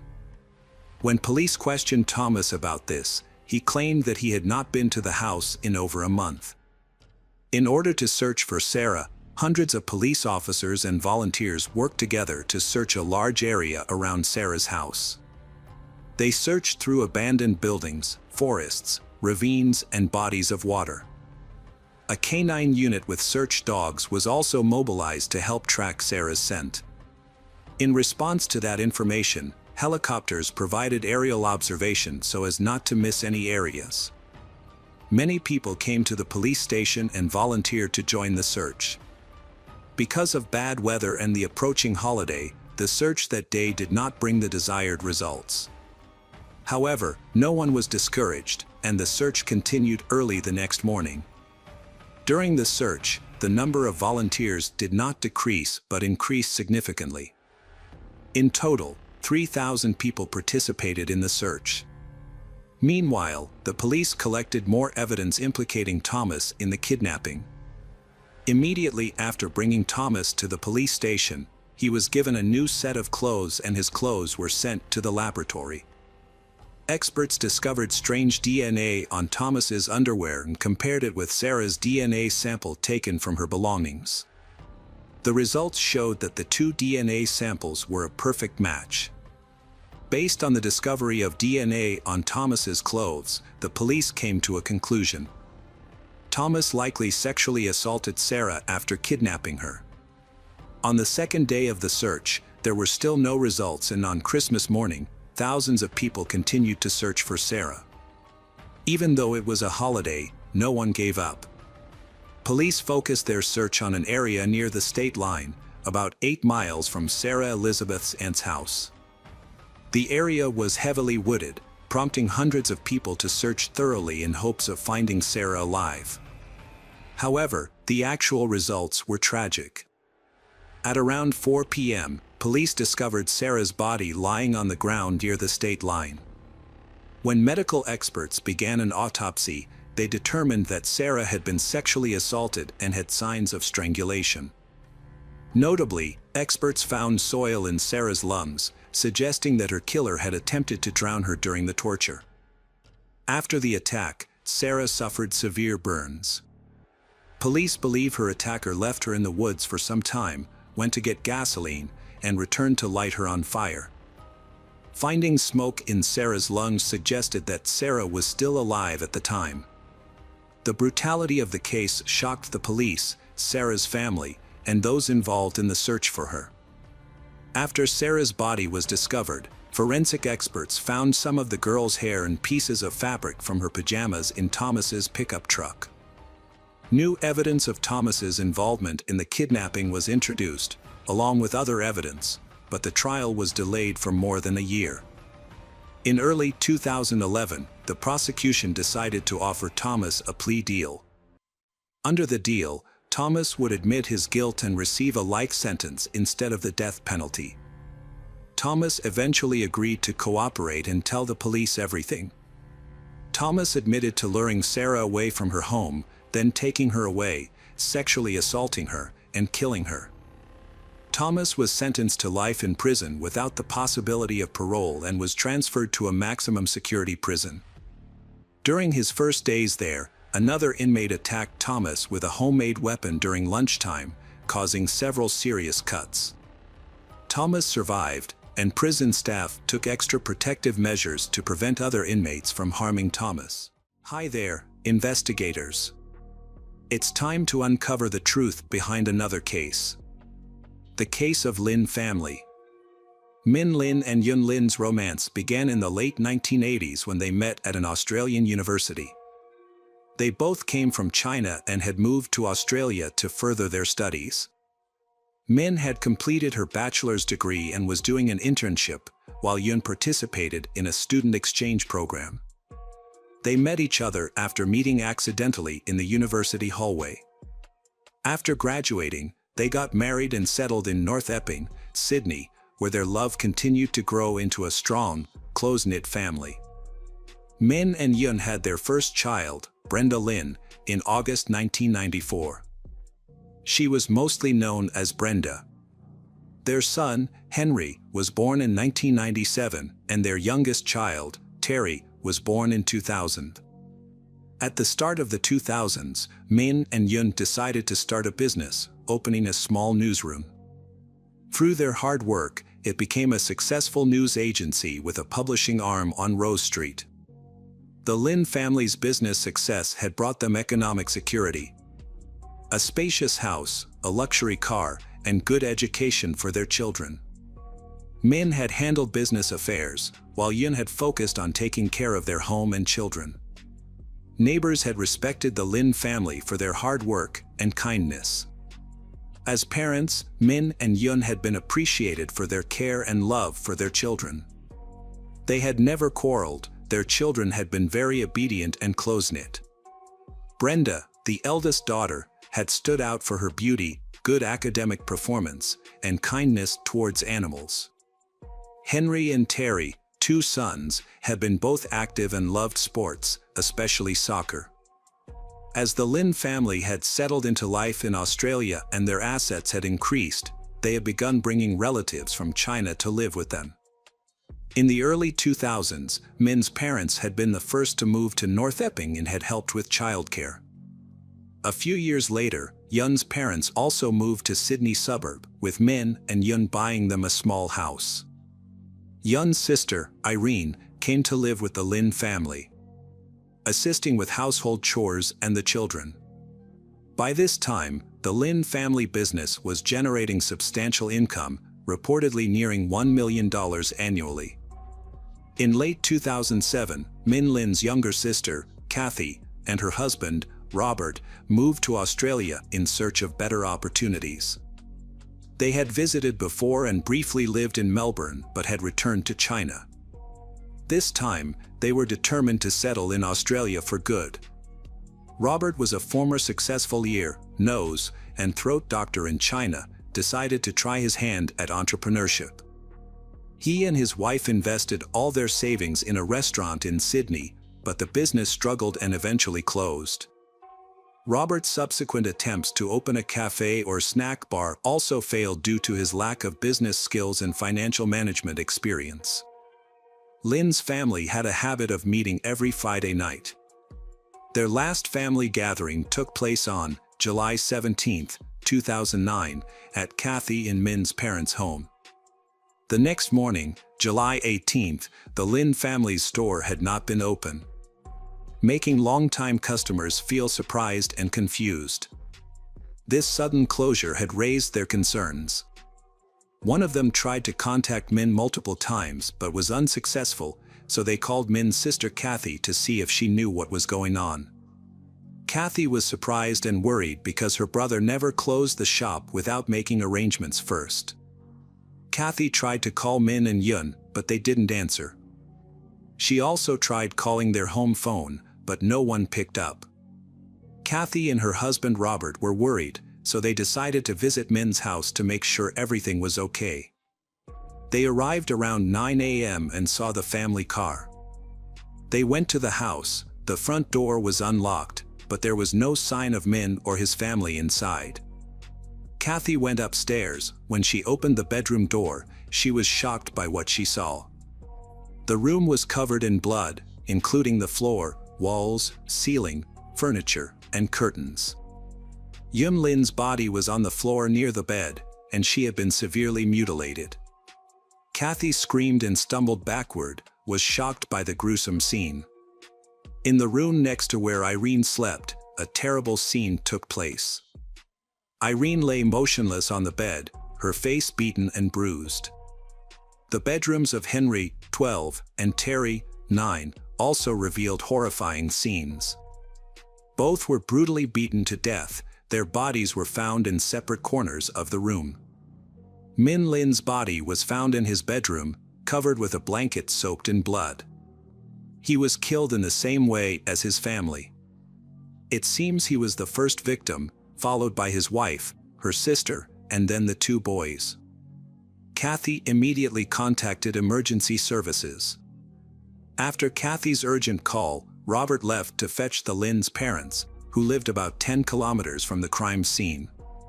Police and paramedics arrived quickly, encountering what they described as one of the most horrific crime scenes they had witnessed. Tragically, the Lynn family members were all killed. Each person died from multiple blows to the head with a heavy blunt object similar to a hammer. However, the crime weapon was not found at the scene. The initial examination of the crime scene did not reveal any important clues. The killer did not leave the murder weapon behind, and they did not take any valuables or money. This suggests that the main goal was to kill the Lynn family, not to steal from them. At first, investigators thought there might be multiple attackers because it seemed unlikely that one person could overpower so many people. However, evidence showed that the children were awake during the attack and tried to escape. There were blood stains and splatters throughout the house. Oddly, all adult victims had head injuries and showed signs of strangulation. Investigators found identical bloody shoe prints in each room with a tread pattern. Although they could not identify the shoe brand, they determined the shoe size. No fingerprints were found, suggesting the killers wore gloves. Initially, the police had no leads or theories about the perpetrator's identity. Friends and neighbors of the Lynn family all said that the family had no known enemies, making the motive for the brutal massacre unclear. The attack occurred between midnight and 3 a.m. on July 18th. Brenda Lynn, the eldest child and now sole survivor of the Lynn family, was attending school in New Caledonia at the time of the tragedy. She learned about the incident through social media and initially did not believe it was related to her family, but the truth devastated her. Brenda soon received a call from her Aunt Kathy, who tearfully confirmed the devastating news. Brenda was immediately flown back to Sydney, where Kathy and Robert met her at the airport. She then moved in with them, as her family's home was closed off as a crime scene. The following day, Brenda was taken to the police station, overcome with grief, to be questioned. However, she had no new information to share, stressing that her family had no enemies and hadn't noticed anything unusual before her trip. After her family's passing, Brenda inherited a significant fortune, including property and the family business. Since she was still a minor and in school, her guardians, Kathy and Robert, took on the responsibility of managing the estate. Brenda's grandparents offered their support, but Kathy and Robert insisted on being her caregivers. Robert even threatened to take legal action if the grandparents sought custody, claiming they were too old to care for a teenager. The matter was eventually resolved, with Brenda remaining in the care of her aunt and uncle. The Lynn's shop and publishing business reopened under new management after a temporary closure. However, Brenda had not yet taken over the business operations. Robert began reviewing the family's financial records, including bank accounts, savings, and real estate. Beside that, experts thoroughly investigated the crime scene, documenting every detail, but no concrete leads were found. They believed the killer acted alone and entered the house quietly, possibly through and with a key. The killer wore size 9.5 shoes with a distinctive tread pattern and likely used a hammer as the lethal weapon, which was never found. The killer wore gloves, leaving no fingerprints or foreign DNA behind.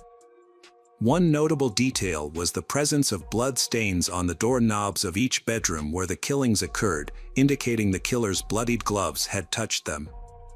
However, there were no blood stains on Brenda's room doorknob, suggesting the killer knew she was not present.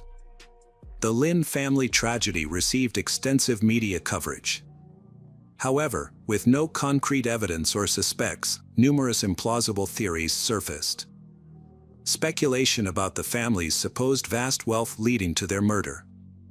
As the investigation had stalled, no suspects had emerged for the probe. The theory of a robbery had eventually been abandoned because the killer had left money and valuables intact, suggesting the sole motive had been to kill family members.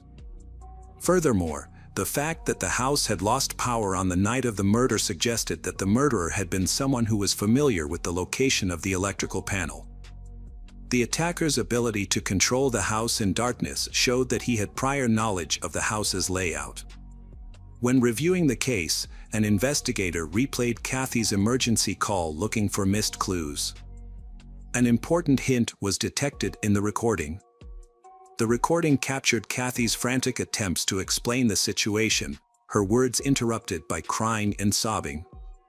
At the end of the call, Kathy mentioned her husband's name and talked to him in Cantonese.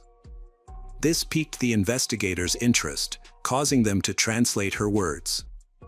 The translation revealed that Kathy was pleading with Robert not to leave Kathy home alone.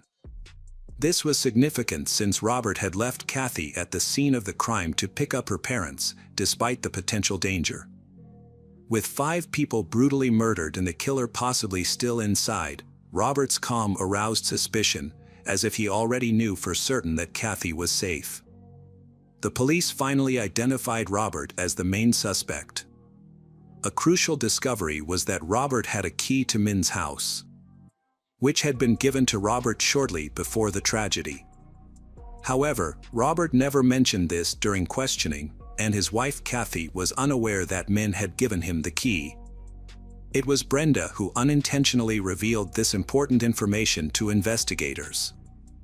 Further investigation showed that Robert's claim of being a successful ear, nose, and throat doctor was false. Although he had a medical degree, he had never had a stable job in the field. There were rumors that he had fled to Australia to avoid punishment for alleged bribery charges in China. In Australia, Robert failed to establish a successful career and wasted his remaining savings on unsuccessful business ventures. After moving to North Keeping, he became idle, relying on his wife's income. Once the guardianship papers for Brenda were finalized, Robert acted as if he had inherited the Lynn family's estate. His first move was to force Yun's parents out of their home, which Min had bought for them. Although the house remained in Min's name, Min and Kathy's parents were still allowed to stay in their own home that was also purchased for them. Based on this information, investigators suspected he had a long-standing plot to usurp Min family property, money, and profitable business. However, the police could not arrest Robert yet due to a lack of concrete evidence. Through a combination of interrogation, surveillance, and other methods, the investigation team was granted permission to install hidden cameras in the Robert household. They hoped to gather the evidence needed to prove Robert's guilt. The breakthrough came sooner than expected, starting with an unexpected revelation from Kathy during an interrogation. Kathy mentioned Robert's preference for a specific brand of shoes. A few years ago, Robert bought 2 pairs of limited edition sneakers that he really liked. He had worn out one pair and thrown it away, but kept the other pair at home. What's important to note is that Robert's shoe size, 9.5, matched the size of the shoes worn by the killers. The crucial evidence was caught on a hidden camera, which showed Robert deliberately destroying the box that held the remaining pair of shoes. A search warrant was issued for Robert's home. During the search, police found a new pair of size 9.5 sneakers with the same pattern as the pattern collected at the crime scene. In the garage, they discovered a small bloodstain, which was later confirmed by a forensic examiner to be a bloodstain containing DNA from all 5 victims of the Lynn family, linking it to the crime scene. In May 2011, 2 years after the tragedy, Robert was officially arrested. He denied involvement, claiming the blood stains in his garage appeared after returning from Lynn's house following the tragedy. He also downplayed the importance of the sneakers, saying they were new and he threw away the old shoes. While in prison awaiting trial, Robert shared a cell with a number of informants whom the police had arranged. During a conversation, he confessed to carefully planning the crime and covering his tracks. He bought the weapon in a store without surveillance cameras and gave his wife tea so she wouldn't wake up while he was committing the crime. He removed the hammer, shoes, gloves, and clothes so police would never find them. At trial, Robert denied everything. The only evidence against him is what the informant said and some indirectly clues. The jury failed to find Robert guilty and he was released on bail in December 2015. But when the trial resumed in June 2016, another informant said Robert had confessed to being haunted by Brenda since she was 13 years old. Brenda was questioned again and tearfully said Robert forced her to have sex when she first moved in. She kept silent about the abuse for years because she was afraid of what Robert might do. With this new information and other evidence, Robert was officially convicted of all charges. He was given 5 life sentences without the possibility of parole, 1 for each murder. All of his appeals were rejected.